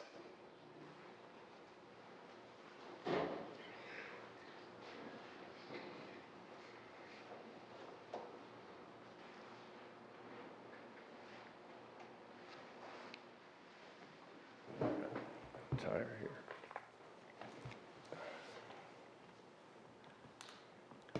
Okay, my name is Scott Nix. I'm a CPA. I reside in Hewitt, Texas. I own property in Waco. I've lived in the Waco area for the last 60 years. My father, Frank Nix, was instrumental in establishing the first TIDs in Waco, Texas. The main purpose of those TIDs were to get the Waco Hilton built a long time ago. Some of us weren't even around. They were successful in doing this. However, since Fixer Upper purchased the silos, the TIDs, taxable property values, have increased substantially. These TIDs rely on non-residential properties for substantial increase in value. These properties provide cash for the TIDs to give incentives to developers to take a risk of investing in the TID. It's basically a slush fund for the city of Waco. You want a business to come in, you've got the money to do it. My father never envisioned a TID development that would be substantially residential properties. The CC Waco 521 development is substantially residential. Understand that the city wants this development. Understand that their paid officials want this development. However, the financial harm caused by this TID is too great. It's a sweetheart deal for the developer. No other Waco developer has ever had this opportunity. Basically, a developer gets free infrastructure. $130 million for 18 residential. I had lots, but now it's units. Is about $72,000 a unit. Understand there will be parks and other amenities, but it's too rich. This deal puts other developers in the city and the county at risk. They're not getting this type of deal. They're paying for these. They're paying for the improvements. It's not fair for Waco and McLennan County developers. What are you going to offer them? There's nothing you can offer them. If they're outside the city of Waco and you don't have a TID, no, you can't offer them. You can give them a refund contract. That's what my dad usually got. But you're not getting something like this. Basically, it's a government giveaway. It is the biggest government giveaway I've ever seen Waco do. Yeah, you got $60 million out to graphics, but they're putting $1 billion on the ground in good jobs. This is not going to create jobs. You get some construction jobs, but it's not going to create long-lasting jobs. Is that my beat? Yes, sir. Can we continue? Time's up. Let me do this. I want to say one thing so everybody gets this. I had 3 minutes here. It didn't start. So. Okay. But your time is about up, so if you could just... I want to get to the point. Bosqueville ISD is a 2A school with about 750 students. They do not have the financial capacity to take on 1,800 additional students in 10 years. They took on 200 more in the last 10 years. The superintendent is attending a meeting, formed the TIB. They can't do it. They're going to work with them. You can't work with somebody that doesn't have the ability. I appreciate your points. You can wrap up your comments, Mr. Nix. Your time's up. I'll wrap it up. Final statement. I submit to you that it'd be financially irresponsible to accept this agreement. It's too rich. It'll destroy the Bosqueville Independent School District. The city council needs to reject this application.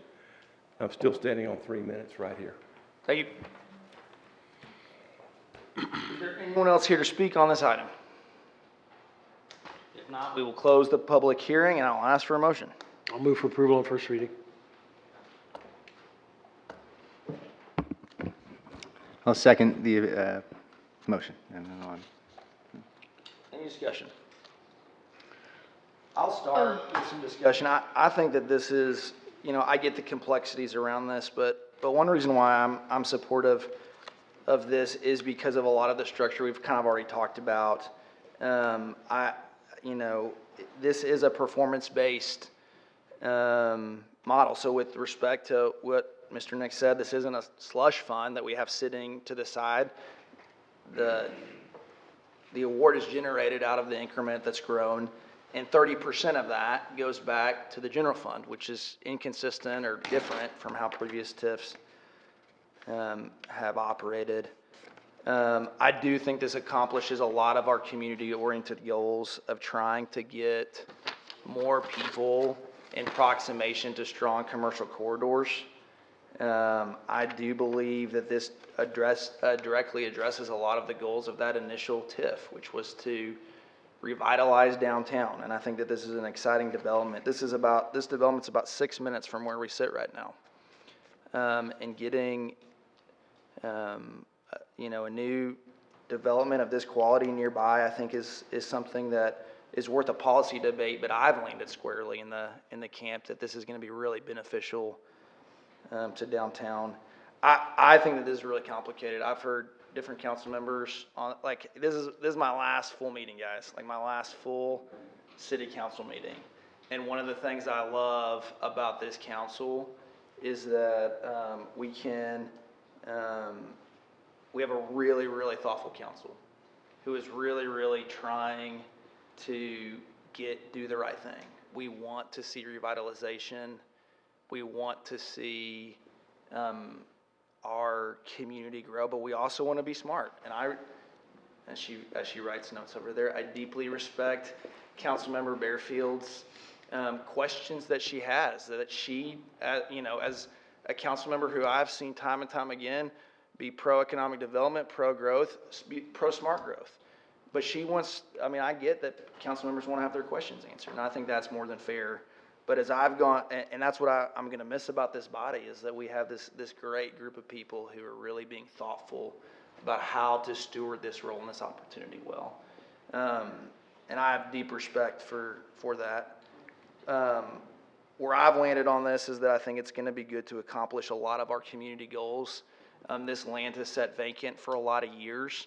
It's my understanding that the owner of this property had it listed on the market for years and years and years, and development couldn't see it coming forward. In fact, I've talked to guys in the real estate industry, and they're surprised that believe that incentives are necessary for this development to move forward at the quality in which it will. And I know that the property owner, I believe, was really intentional about trying to find a high quality developer. So for both the structure of the deal and how it is able to accomplish critical goals that we have for our city. I mean, as we've talked about kind of redeveloping some of these parking lots out here, and some of those developers have said, hey, when I look at the disposable income in the core of the city, it's going to make it harder for us to develop this. And I look at Floyd Casey, I look at the things we're doing on Elm Avenue, I look at this as an opportunity to really ensure that we have the culture, not only the cultural diversity, but the economic diversity that I think is going to be important to see the revitalization that we're after. And I think that this could be a really great project for those reasons.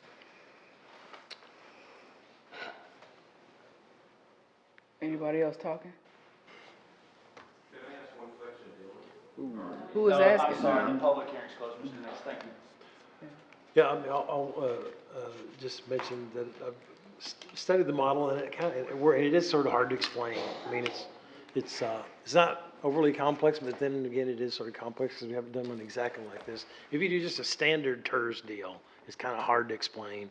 But this one has the extra layer with MMD on there. But basically, if the developer starts out and it doesn't do anything, there's not 130 million out there. I mean, but if it makes it, whatever the incremental amount of tax that is created is what pays the debt back. And if it doesn't work, there's no debt out, there's no debt to pay back. So it's not totally cash neutral. We say eat what you kill, but it's not going to take any money out of general fund. It is a development that is in all the things that Mayor said about being residential, which we need, in the right places, which we need. I'm supportive of it. I do want to really get into the gory details of the model, which we'll do before the next, before the second hearing. And I would like all of us to understand that model, so that none of us have any questions about how the economic part of it works. But that's really all I've got, Mayor. Excuse me, I've got mixed emotions about this. You mentioned Floyd Casey, Mayor, Elm Street, but I didn't see us treating these other with TIF, or, I know Floyd Casey's not in the TIF zone, in any kind of a TIF zone, not yet. It has a good TIF award. But it's not, we didn't give it any money. Yeah, Any we did. TIF, any TIF. 35? It just wasn't as much. Yeah, it wasn't as much. It wasn't as much. And it should have been, in my opinion, just because I'm the district representative. But there's something about this that I'm not comfortable with, and I don't know what it is. It's just something that, and as long as I've been on this council, I've always gone with my gut. And my gut tells me no. But I'm also thinking about our goals as a council as a whole, of how we need housing and different cultures of housing. So, yes, no, what do I want to do? I'm still undecided. I don't want to hurt this part of District 5, because y'all have always been very supportive of anything that has gone on in District 2, which I appreciate. And a lot has been going on in District 2 the last couple of years. But I was sitting here listening to everybody, trying to make up my mind in listening to y'all's issues and opinions. Is it enough to change my mind to make me feel comfortable voting for it? I'm not sure, but what really right now is pushing me to vote yes is because it's in a part of town, like you said, 6 minutes away from downtown. And we're talking about trying to rehab and revitalize downtown. Will this help it? Will this hurt it?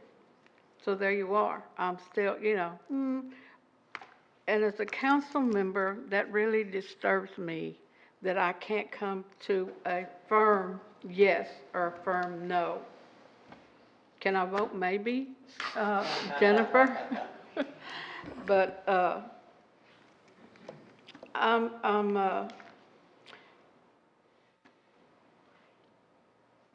don't know. Councilwoman Rodriguez, for tonight, if it's any reassurance, if you're uncertain about the deal, right now, we're just voting to say yes to allow us to think more about it and, and approve the deal itself. So that maybe that you're feeling, you could hopefully, the hope is that if you're at a maybe right now, you can land on a firm yes or a firm no in the time after, between now and when we vote on the deal itself. So right now I can vote maybe, you say? Certainly not. Well, I'm not an attorney. I'm just joking with you. But I'll let somebody else talk and let me think. Go ahead, Bever. Well, that whoever is me, because Josh is taking a vow of silence on this one. So we understand that, a yes vote would allow the conversation to continue, semicolon. However, there are some things that have to be identified. The fact is, Mr. Nix is not wrong. This is not a TIF project that is going to increase jobs. This is not that. It is incredibly unusual and unprecedented in this city to do a incentive this size for residences. Now, we as a council prioritized that housing was important for us several years ago. And, with the manna from heaven money from the federal government, we decided to put money aside to make sure that our housing priority was realized. We had to do it in a manner that made sense for our bodies and residences of Waco, Texas. So that means all types of housing, from attainable housing, because of the term affordable housing freaks people out, to market value housing that the high-level professionals that we anticipate bringing in this city would choose to live in. And we want those things in the core of the city and not in the hinterlands where all of the things have gone just because suburban sprawl is suburban sprawl. And we don't have necessarily the space within the core to do it. I have hesitation wrapping my mind around $130+ million, parenthesis, and all the things that we don't know. So I don't know how we can have this conversation and continue with those questions unanswered. I don't know that we would be able to do that in 7 days. I mean, like I said, I think the idea is awesome. I watched it happen. I went to Town Lake a few weeks ago to have lunch at one of the restaurants. It was great. I mean, I know that the commercial side is not what we're doing here, but I get it, right? So as to not cannibalize the downtown stuff. Right. But I don't have the answers that, like, if, what we're increasing the housing, while that was a priority, I don't know that, and just because we haven't done it is not an excuse, because if that was the case, nothing would get done. But I need a little bit more reassurances than what I have. I have full faith in what Caldwell does because I've seen it. So it's not you. It's the project as a whole. And so I'm going to ask my city manager if after the public hearing we have decided to push to continue to June 4th. What does that do? Are we all going to be able to sit down and figure it out? Because I don't know. I mean, the numbers don't make sense to me right now. And I can't make it make sense. Yeah, and I respect that. I respect everything you're saying, and again. I mean, if the answer to that is no, then we'll vote. Well, there's a motion in a second, so we'll have to vote. But I'll defer to Bradley first to answer the question. I mean, I can assure you that 7 days is not enough time to adequately answer the questions raised. It's just not. Okay. Because wrapped up in that is a whole lot. To do it right, to do it thoroughly, is 28 days or 30 days enough? We can make a go of it, and as soon as I know it's not enough, I can let you know. But 7 days is not, there's no way. I will not be able to answer those questions in 7 days. And I get that this is just, again, it opens a conversation, but I'm very hung up on unintended consequences and setting precedents. And I don't know that I want to do that without enough information for me to feel comfortable about it. Because while we have to do this business and advance our community, we also got to look at the people who live here every day. And look at the developers in this community. And even if there's not this type, no one wants 8 million rack houses on a small, nobody wants that anymore. That model is over. And it's not going to be beneficial for our community. But, if you just said the benefits of this council is because we make thoughtful, smart choices, then, I implore that we do that now and make decisions with just peace in our soul. And right now, I'm far from peaceful. I want to just clear something up in my mind and in y'all's mind. Floyd Casey, I was not on the council when that first came up. That's right. That's why I don't remember doing all this with That's right. Floyd Casey. No, that's right. And we That's never fair. have gone back That's right. and refreshed or talked about it to me as a council member. So I'm sitting here thinking, why do I not remember? Well, no, wait a minute. Yeah, no. That's right. That's You not weren't on here you. at that time. That's not on you, Mom. That was in your, That was not a senior moment. that was in your gap I year. said, oh my God, I've forgotten already. It was not a senior moment. But, you know, I can imagine when y'all first started that with Floyd Casey, y'all were probably in the same situation I'm in right now. You don't want to hurt development, you don't want to.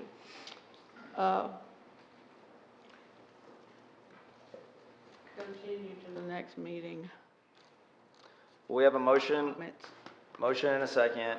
Councilmember Bearfield, I appreciate your thoughtfulness and I appreciate your, deep regard for unintended consequences. And I appreciate our staff really trying to look at the complexities of this deal and ensure that our council is fully, aware of all the pros and the cons, and to put those on the table for us and, understand that they're trying to do the same thing that we're trying to do, which is steward the opportunity we have for our town as best as we can. For sure. So we have a motion, a second. Michelle, please poll the council. Clarity, I'm sorry. We're voting on the, amending the finance plan. Yes, ma'am. Okay. So, On first reading. on first reading, which will only, To the second reading. Yeah. the We'll have discussion. another shot at it. Okay. Right. So I'm not voting for anything else. No, ma'am. So you should not have put $130 million on it. That's what really scared me. But anyway, What it is. I know. but- Rewrite that constitution I and/or build that understand, box. But that's what scared me, okay? But, and I said, I don't remember doing this with Floyd Casey, my God. All right, but I don't want to hurt any development, but I want the discussion to continue. I want the discussion to continue because I'm not really comfortable voting, well, I have to vote on this, but as a project, which I'm thoroughly confused about, I don't want to hurt District 5, but anyway, I'm talking and still not clarifying anything in my mind, so I'll just stop. All right, Michelle, please poll the council. Bearfield. No. Rodriguez. No. Holmes. Aye. Ewing. Yes. Meek. Yes. That motion carries. And we'll move to the consent agenda. The consent agenda consists of Resolution 294 through 317. Is there a motion on the consent agenda? Move for approval. Second? Any discussion? Please poll the council. Rodriguez. Holmes. Aye. Porteroo. Yes. Ewing. Yes. Meek. Yes. That motion carries. Next, we have ordinance 2024-318.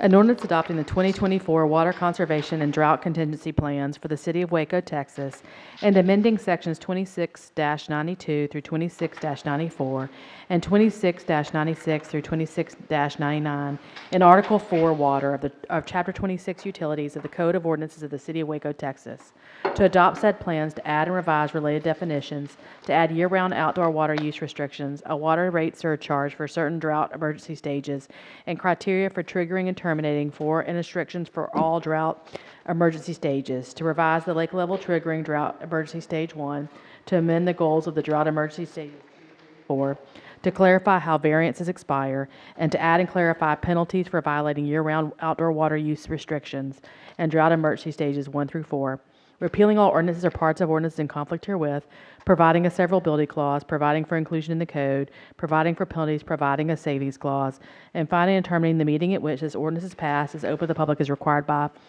law. This ordinance comes to council on first reading. Is there a motion? I move to approve the ordinance adopting the 2024 Water Conservation Drought Plans and amending sections 26-92 through 26-94 and 26-96 through 26-99 in Article 4 Water of Chapter 26 Utilities of the Code of Ordinances of the City of Waco, Texas, with the following changes. 1, change the water plan submittal deadline for athletic fields and golf courses from July 1, 2024 to October 1, 2024, and the annual water plan submittal deadline from March 1 of each year to October 1 of each year. Second, change 26-96D to clarify city employees must observe the water restriction violation for water service to be discontinued. And third, year-round outdoor water conservation measures will not go into effect until July 1, 2024. The motion, is there a second? Motion is second. Please poll the council. Bearfield. Yes. Rodriguez. Aye. Holmes. Aye. Borderood. Yes. Ewing. Yes. Meek. Yes. Motion carries. We move to ordinance 2024-319. An ordinance of the City of Waco, Texas, designating the Kestner's Building, a building situated on property described as lots 8 through 15, Block 26, Railroad Edition, known as 501 Elm Avenue, as a historic landmark, establishing design guidelines regulating alteration or demolition, providing for penalties, providing a savings clause, providing a severability clause, and finally determining the meeting at which this ordinance is passed is open to the public as required by law. This ordinance was approved by a 6-0 council vote on first reading on April 16, 2024. Is there a motion? Approval on second reading. Second. Motion is second. Any discussion? Please poll the council. Bearfield. Yes. Rodriguez. Aye. Holmes. Aye. Borderood. Yes. Ewing. Yes. Meek. Yes, the motion carries. We'll move to ordinance 2024-320. An ordinance of the City of Waco, Texas, providing the comprehensive plan be amended to change the land use designation from suburban residential and open space to mixed-use flex on property described as 20.178 acres of property described as Lot A1, Block 1, Smithson Addition, known as 2921 West Lakeshore Drive, providing the Code of Ordinances be amended by revising Section 28-247 in Chapter 28 zoning of the Code. Provide the zoning map shall be changed, the property described above shall change from R1B to C2 district classification, providing for penalties, providing a savings clause, providing a severability clause, and finally determining the meeting at which this ordinance is passed is open to the public as required by law. This ordinance is approved by a 6-0 council vote on first reading on April 16, 2024. Is there a motion? Move for approval on second reading. Second. Any discussion? Please poll the council. Bearfield. Yes. Rodriguez. Holmes. Borderood. Yes. Ewing. Yes. Meek. Yes, that motion carries. We'll move to ordinance 2024-321. Waco, Texas, providing the Code of Ordinances be amended by revising Section 28-247 in Chapter 28 zoning of said code. Provide the zoning map shall be changed so that certain properties described as a 0.76 acres described as lots 9, 10, 12, and 13, Block 4, Proctor Springs Addition, known as 2016, 2014, 2010, and 2004 North 4th Street, shall be changed from R2 district classification to become and be designated to O3 district classification, providing for penalties, providing a savings clause, providing a severability clause, and finally determining the meeting at which this ordinance is passed is open to the public as required by law. This ordinance was approved by a 6-0 council vote on first reading on April 16, 2024. Is there a motion? Move for approval. Motion second. Any discussion? Please poll the council. Bearfield. Rodriguez. Holmes. Aye. Borderood. Yes. Ewing. Yes. Meek. Yes. That motion carries. And we'll move to ordinance 2024-322. An ordinance of the City of Waco, Texas, abandoning 8.29 acres of multiple street right-of-way, including Adams Street, Abbott Street, Bennett Street, Cantrell Street, a portion of Calumet Avenue, and a portion of Delano Street, located within the property addressed as 1809 J.J. Fluellen Road, property ID 180696, and further described as number 1, a 2.87 acre tract of land located and being a part of the Tomas de la Vega Survey, abstract number 43, McLennan County, Texas, being the public right-of-way known as Adams Street, a portion of Abbott Street, and a portion of Bennett Street, in the Stella Maxey Place Annex.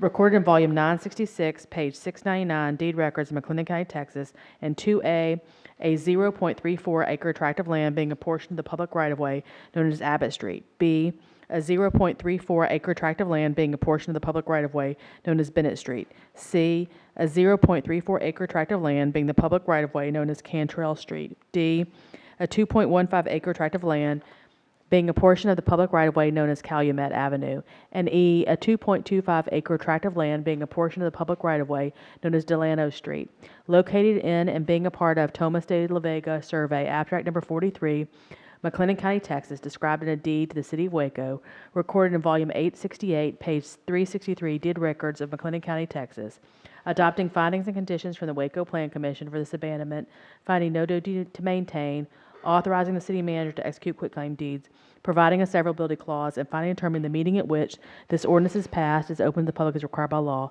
This ordinance was approved by a 6-0 council vote on first reading on April 16, 2024. Is there a motion? Move for approval on second reading as long as Jennifer says Delano. Second, as long as Jennifer says Delano. Second as to the pronunciation? Yes. All right, motion and second.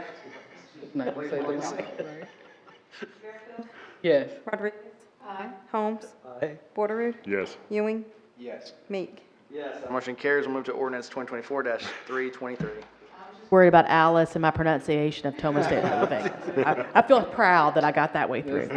Okay, an ordinance of the City of Waco, Texas, providing that the Code of Ordinances be amended by revising Section 28-247, Chapter 28 zoning of said code, providing the zoning map shall be changed so that certain property described as a 38.69 acre tract of land situated in the Thomas de la Vega Survey, abstract number 43, McLennan County, Texas, being all of the Stella Maxey Place Annex, in addition to the City of Waco, recorded in volume 966, page 669, deed records of McLennan County, Texas, and with the remainder of the called 25.47 acre tract of land described in a deed to Housing Authority of the City of Waco, recorded in volume 809, page 392, deed records of McLennan County, Texas, known as 809 J.J. Flewellen Road, shall be changed from R1B and R3E district classification and B and B designated to R3C district classification, providing for penalties, providing a savings clause, providing a severability clause, and finally determining the meeting at which this ordinance is passed is open to the public as required by law. This ordinance was approved by a 6-0 council vote on first reading on April 16, 2024. Is there a motion? Move for approval on second reading. A second. Any discussion? Please poll the council. Field? Rodriguez? Aye. Holmes? Aye. Borderood? Ewing? Yes. Meek? Yes, that motion carries. Next, we go to the hearing of visitors portion of the agenda. During this time, we provide an opportunity for the public to present concerns or address issues that are not matters for consideration listed on agenda. Council is unable to conduct discussion, but we will listen, ask staff to look into concerns, and provide follow-up. Please provide registration information so that staff can contact you if necessary. If you have handouts, please let us know at the beginning of your presentation, and staff will distribute those to council. If you're unable to approach the podium due to physical limitations, a microphone is able to be brought to you. Since Jim Holmes is about to be mayor, you can email him with all of your concerns. Oh gosh, I thought you walked out of the room. All right, I've got a lot of cards here tonight. How you doing? And the first one I have is Charlotte Daniel, and I'm going to say who's on deck after that so we can just be ready. First we'll have Charlotte Daniel, and then after that we'll have Haley O'Brien. Daniel followed by Haley O'Brien.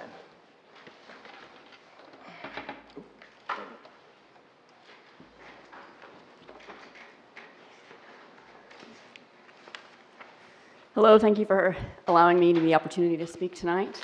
My name is Charlotte Daniel. I live at 1300 Spade Avenue in Waco, Texas. I teach at Baylor University and I play with the Waco Symphony, so I enjoy serving the community in those regards. I'm adding my voice to the many in our community supporting the Humane Society of Central Texas and their vital around-the-clock mission at the Waco Animal Shelter. I have served as a 2-year volunteer at the Humane Society, and every day I become more in awe of the extraordinary operation that the Humane Society maintains. They're a true gem in our community. On any given Saturday, I walk into the Humane Society's doors as a volunteer, and I see a board filled with detailed notes on every single dog that resides on its adoption floor. There are notes on playgroup style, medical needs, aptitude on leash, whether the dog is kid-friendly, whether the dog is cat-friendly or not cat-friendly, whether the dog is good with other dogs or is not good with other dogs, or whether the dog needs to be the only dog in the home. The list goes on and on and on. This information is only gained because the Humane Society staff spend hours getting to know these animals. These hours spent produce the invaluable details which prospective families learn during the meet and greet process. I have seen how firsthand in the adoption yards this information leads to a purposeful and appropriate dog-to-adopter matchup.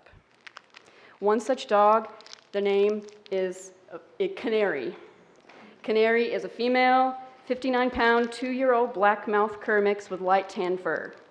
Known on campus as a playgroup all-star, Canary works to socialize many other dogs under the Humane Society's staff's guidance. In the environment of morning playgroup facilitated by staff, many other dogs gain comfort and confidence in a safe, moderated environment that helps them to grow into good matches for guests with other dogs in the home. It is a terrifying thought to think that the Humane Society of Central Texas may be forced to dissolve on site. It would create enormous amounts of suffering and exponential increase of unnecessary euthanasia of easily adoptable homeless animals. People who rely on the community resources that the Humane Society provides may also lose valuable lifelines. I'm grateful for our City Council's leadership, and I believe in the ability to solve issues at hand that may allow the Humane Society of Central Texas to continue their vital life-saving efforts. Thank you very much. Thank you so much. Next, we have Haley O'Brien, and on deck, we'll have Christina Jones. Hello, my name is Haley O'Brien. I live at 109 Hayes in McGregor. I wanted to address the council this evening about the role of the Waco Police Department in our city's animal shelter. Why were animal services placed under the umbrella of our police department? What does our police department do to be a partner in the life-saving efforts of our animal shelter and its partner, the Humane Society of Central Texas? I am fully aware that Commander Gary Hyatt has been appointed a leadership position, a position that nobody has been able to provide me a title for on the shelter's campus. The copy of the commander's job description does not cite the words animal nor shelter. I reached out to City Manager Bradley Ford, and his vague response was that the commander's role is to, quote unquote, provide leadership oversight. Leadership oversight to whom and for what? My question still remains. Why does the job description not contain the commander's shelter duties and responsibilities? And what makes someone with zero animal shelter experience qualified to be the leader of a no-kill shelter? Dogs are having to be euthanized to create space. The code red status of the shelter is a recurring, urgent issue, as I'm sure you all are well aware.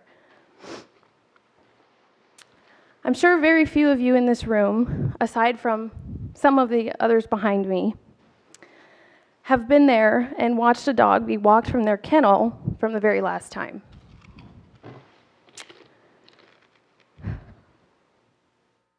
Why is an individual who maintains no dog behavior nor animal shelter experience walking our shelter halls to give input to determine which dogs will be euthanized? I have seen this happen. This is the equivalent of asking your lawyer for weight loss advice. It really doesn't make any sense. As servants to your community, research should have been completed on the partnership of our police department and animal shelter that works so hard to save lives. If research would have been completed, you would know that these relationships between police departments and animal shelters have not been successful historically. There is proof. In sum, our city needs a partnership and employees to uphold and assist in maintaining a no-kill animal shelter that has been worked so hard to maintain. The numerous resources provided by the Humane Society help our community to keep their animals in their homes and to help animals leave the shelter alive. Thanks for your time. Thank you. Next, we have Christina Cindy Jones, and on deck, we'll have Ken Willits. Good evening. Good evening. I'm Dr. Christina Cindy Jones. I live in 1305 Fort Collins Drive here in Waco, Texas. I teach at Baylor University, and I'm also a volunteer at the Humane Society. I'm not only a volunteer, I'm also a foster for them, and I'm really very familiar with what happens behind the scenes at the animal shelter. I am really extremely concerned about the city's decision to perhaps not continue the partnership with the Humane Society on campus. As we all know, city handles the intake, which means animal control officers come, bring in animals, they get processed, and then it is the Humane Society's job to get the dogs out alive of this shelter. Now there are plans that this supposedly is also being held by the city, this position. And so I'm really curious how this is going to be working, because so far the Humane Society maintains this no-kill status primarily with working with rescue partners across states, fosters, they have partnerships with companies, and they have the most dedicated staff possible. I mean, Nikki Rush Freeman regularly gives up her free days to work at the shelters. People sleep there to raise money for animals. There are people all the time working countless hours that they're not getting paid for. And I want to see the city personnel that is going to do the same. I don't think it's going to happen. So what is going to happen if the city takes over? We're going to go back to where we were before. And in case you don't know what that was, the city euthanized dogs, a lot of dogs, not just 7 when there is a like a space crisis like last week, but we're talking about truckloads of dead animals. Is that something that we want to see in a city to believe in? I don't know. I think not. Every person I have talked to, whether it's my colleagues at Baylor, my friends at church, or just people in my neighborhood, are appalled about this even being a possibility. So I really wonder, why is it a possibility? Where is the contract for the public to see? The news have covered this issue, and it's always been discovered, like to be just very vague answers. Where is the contract, black and white, that says it's running for so and so long, and this is what's going to be discussed? I mean, I think we all want to have transparency here, and I think this is what's really lacking here. And so I would really love to have a discussion with, like for instance, the 40,000 Facebook followers of the Humane Society of Waco, which are about 85% residents here, and also voters.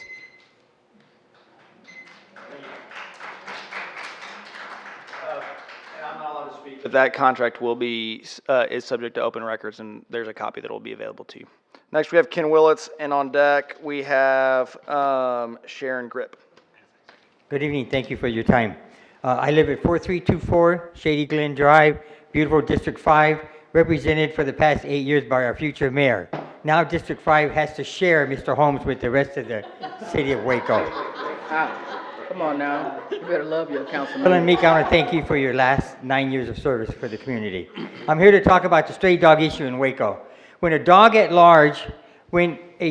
at large and a Good Samaritan catches the dog and takes it to the shelter, they have to pay a Good Samaritan fee of $50 to surrender the dog.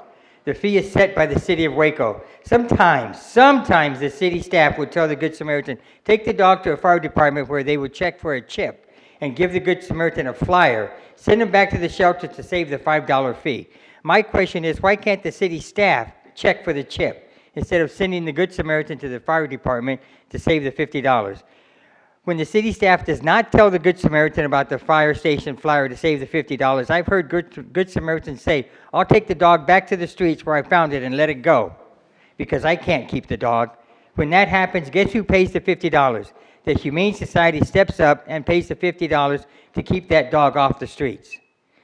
But what happens when an owner surrenders the dog? It's free. The system is broken. So what's the solution? Do we add to the current facility? Do we build another facility? Do we hire more ACO officers to work with the community to resolve issues leading to stray dogs? Other cities, not in Texas, have paid citizens $100 to turn in a dog. To turn in a gun. Why can't the city of Waco offer to pay the spay and neuter fees, which also extends the life of the pets 3 to 5 years? We have healthier pets and will significantly reduce the number of strays. The city could offer to help mend fences that dogs continue to get out of. The city could have public service announcements about the spay and neuter. It's the law. The leash laws, the chain-up dog ordinance. The city could have billboards explaining these city ordinances. They could ask the local veterinarians to help reduce the problem by offering free or reduced spay and neutering in connection with the city. The Humane Society also contributes to the solution by helping feed over 500 community dogs and cats once a month, a small bag of food, enough for a week, to help keep their pets at homes. But only when the Humane Society has donations from our great sponsors like PetSmart, Tractor Supply, Amazon, just to name a few. That brings me to my second major issue. If the city loses the Humane Society due to contract issues, I believe this community will lose their biggest ally in helping to keep our pets alive and healthy. The Humane Society has over 2,500 signatures on a petition asking the city to keep the Humane Society at the animal shelter. Remember the attendance in this chamber, the overflow room acquired when the city discussed the Axel landfill. I believe you'll need more overflow rooms to accommodate the general public in support of the Humane Society. Thank you, Mr. Wiltz. Thank you. Next, we have Sharon Grip, followed by Ephraim Herring.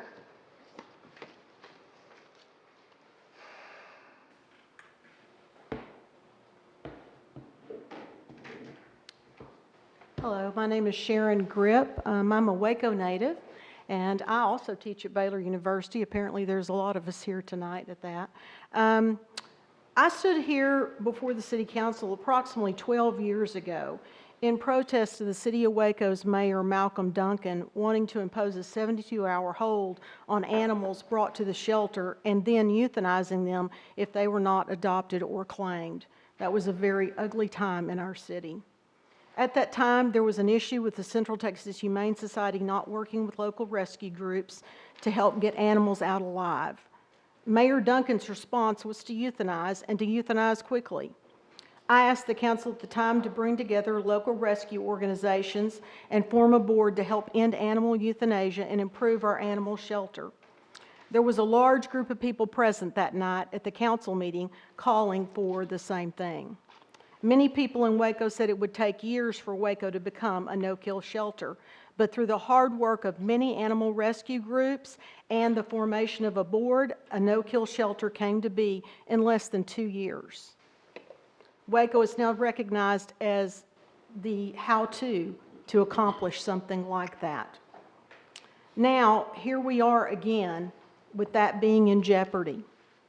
But it is not because of the Central Texas Humane Society. In fact, they have done some great work.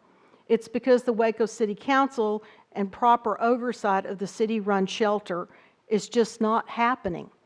They're not working properly with, you're not working properly with a great entity that we have here in Waco. Patricia Meadows recently resigned as the director of the Central Texas Humane Society. She did so that she could speak freely concerning some issues about the current contract between the society and the city of Waco and the city's operation of the shelter, which operates separately from the society. I'm a journalism teacher. I believe in transparency. I believe in sunshine. And what we're not seeing is a lot of transparency, in my opinion, from the city of Waco. And there needs to be more transparency with this.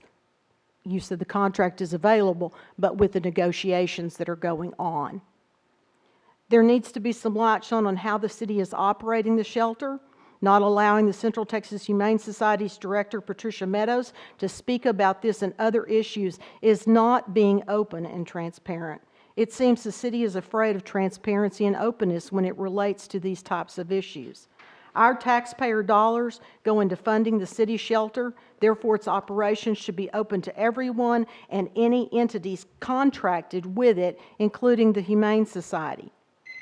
There appears to be some issues with how money is being spent concerning animal care, such as the city shelter having a full-time veterinarian on staff, but farming out a number of basic services to other vets, racking up Ma'am, bills if you at could other please, clinics. I'm sorry to interrupt you. If you could please wrap up your I am. comments. There has also been some concerns about questionable veterinary care coming out of the city shelter. The bottom line is that there are a number of unanswered questions and this lack of transparency. Patricia Meadows should not Ma'am, have your to time is resign up. to discuss this. The city already has a black eye in their negotiations with the zoo recently. Your track record is not good when it comes to working with these other entities. Please fix this issue. There are a lot of people here that want it fixed. Thank you. Next, Debbie from Herring.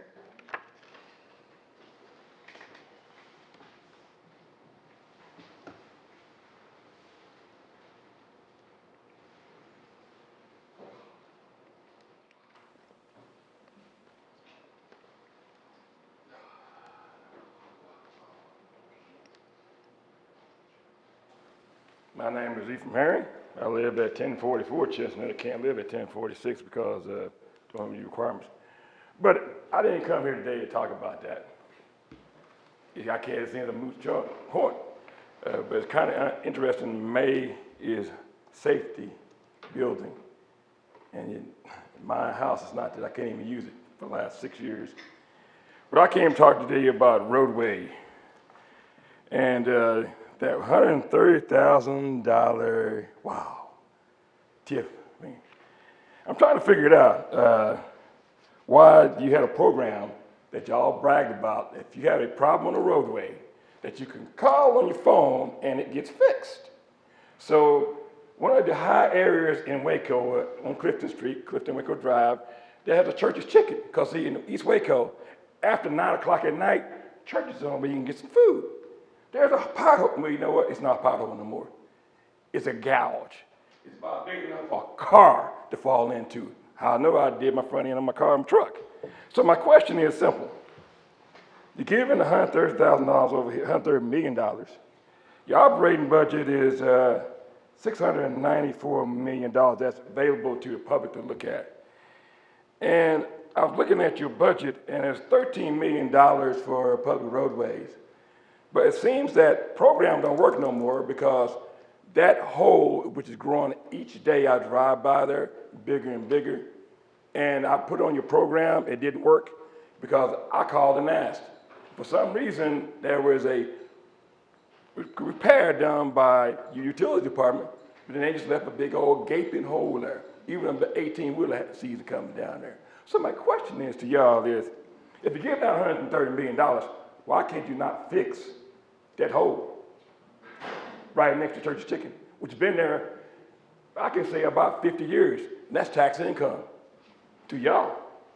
And my other question came up was, you know, the taxable income for the people here in Waco that pay taxes is $316,760 that y'all got last year. But you're giving out $130 million to a TIF fund that does not give you money until almost 10 years from now. I'm just trying to wrap my head around it, but you can't fix the street next to Church's Chicken. I'm trying to wrap my head around it. But also, too, is one of my major concerns about Lakeshore is I've been here almost 60 years, like 62 years, is that area always has repairs going on a yearly basis. So now you put 1,800 more people to drive on Lakeshore that has not been repaired yet. Y'all have a blessed day. Thank you for your time. Thank you, sir. Is there anyone else here to speak on this item, or on any item, during the hearing of visitors? If not, we will close the hearing of visitors, and I will ask if there are any reports from the city council.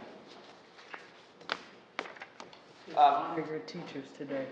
Yeah, Teacher Appreciation Day. Thank you Really? for. That's today? Yes. My wife's a teacher. Hey, that's what I thought your head was going, Jim. Before you get home. Appreciate her. I do want to make a comment really quick. I want to congratulate Mayor-elect Jim Holmes on his election on Saturday. Appreciate it. Thank you. Looking forward to the swearing-in ceremony next Tuesday of Councilmember Borderood. Mayor-elect Holmes and Councilmember Bearfield. It's going to be a great time of celebration. I'm really looking forward to getting to honor each of you next Tuesday. Congratulations to each of you guys. Also, I want to thank our city staff, who's done a really great job of really being thoughtful about our 175th anniversary. There's been a lot of thoughtfulness that's gone into how we really go about pausing and recognizing this momentous year, and I'm really excited to see that continue to go on. So thank you guys so much for all that you guys are doing. There being no further business, we will adjourn this council member at 8:26 p.m.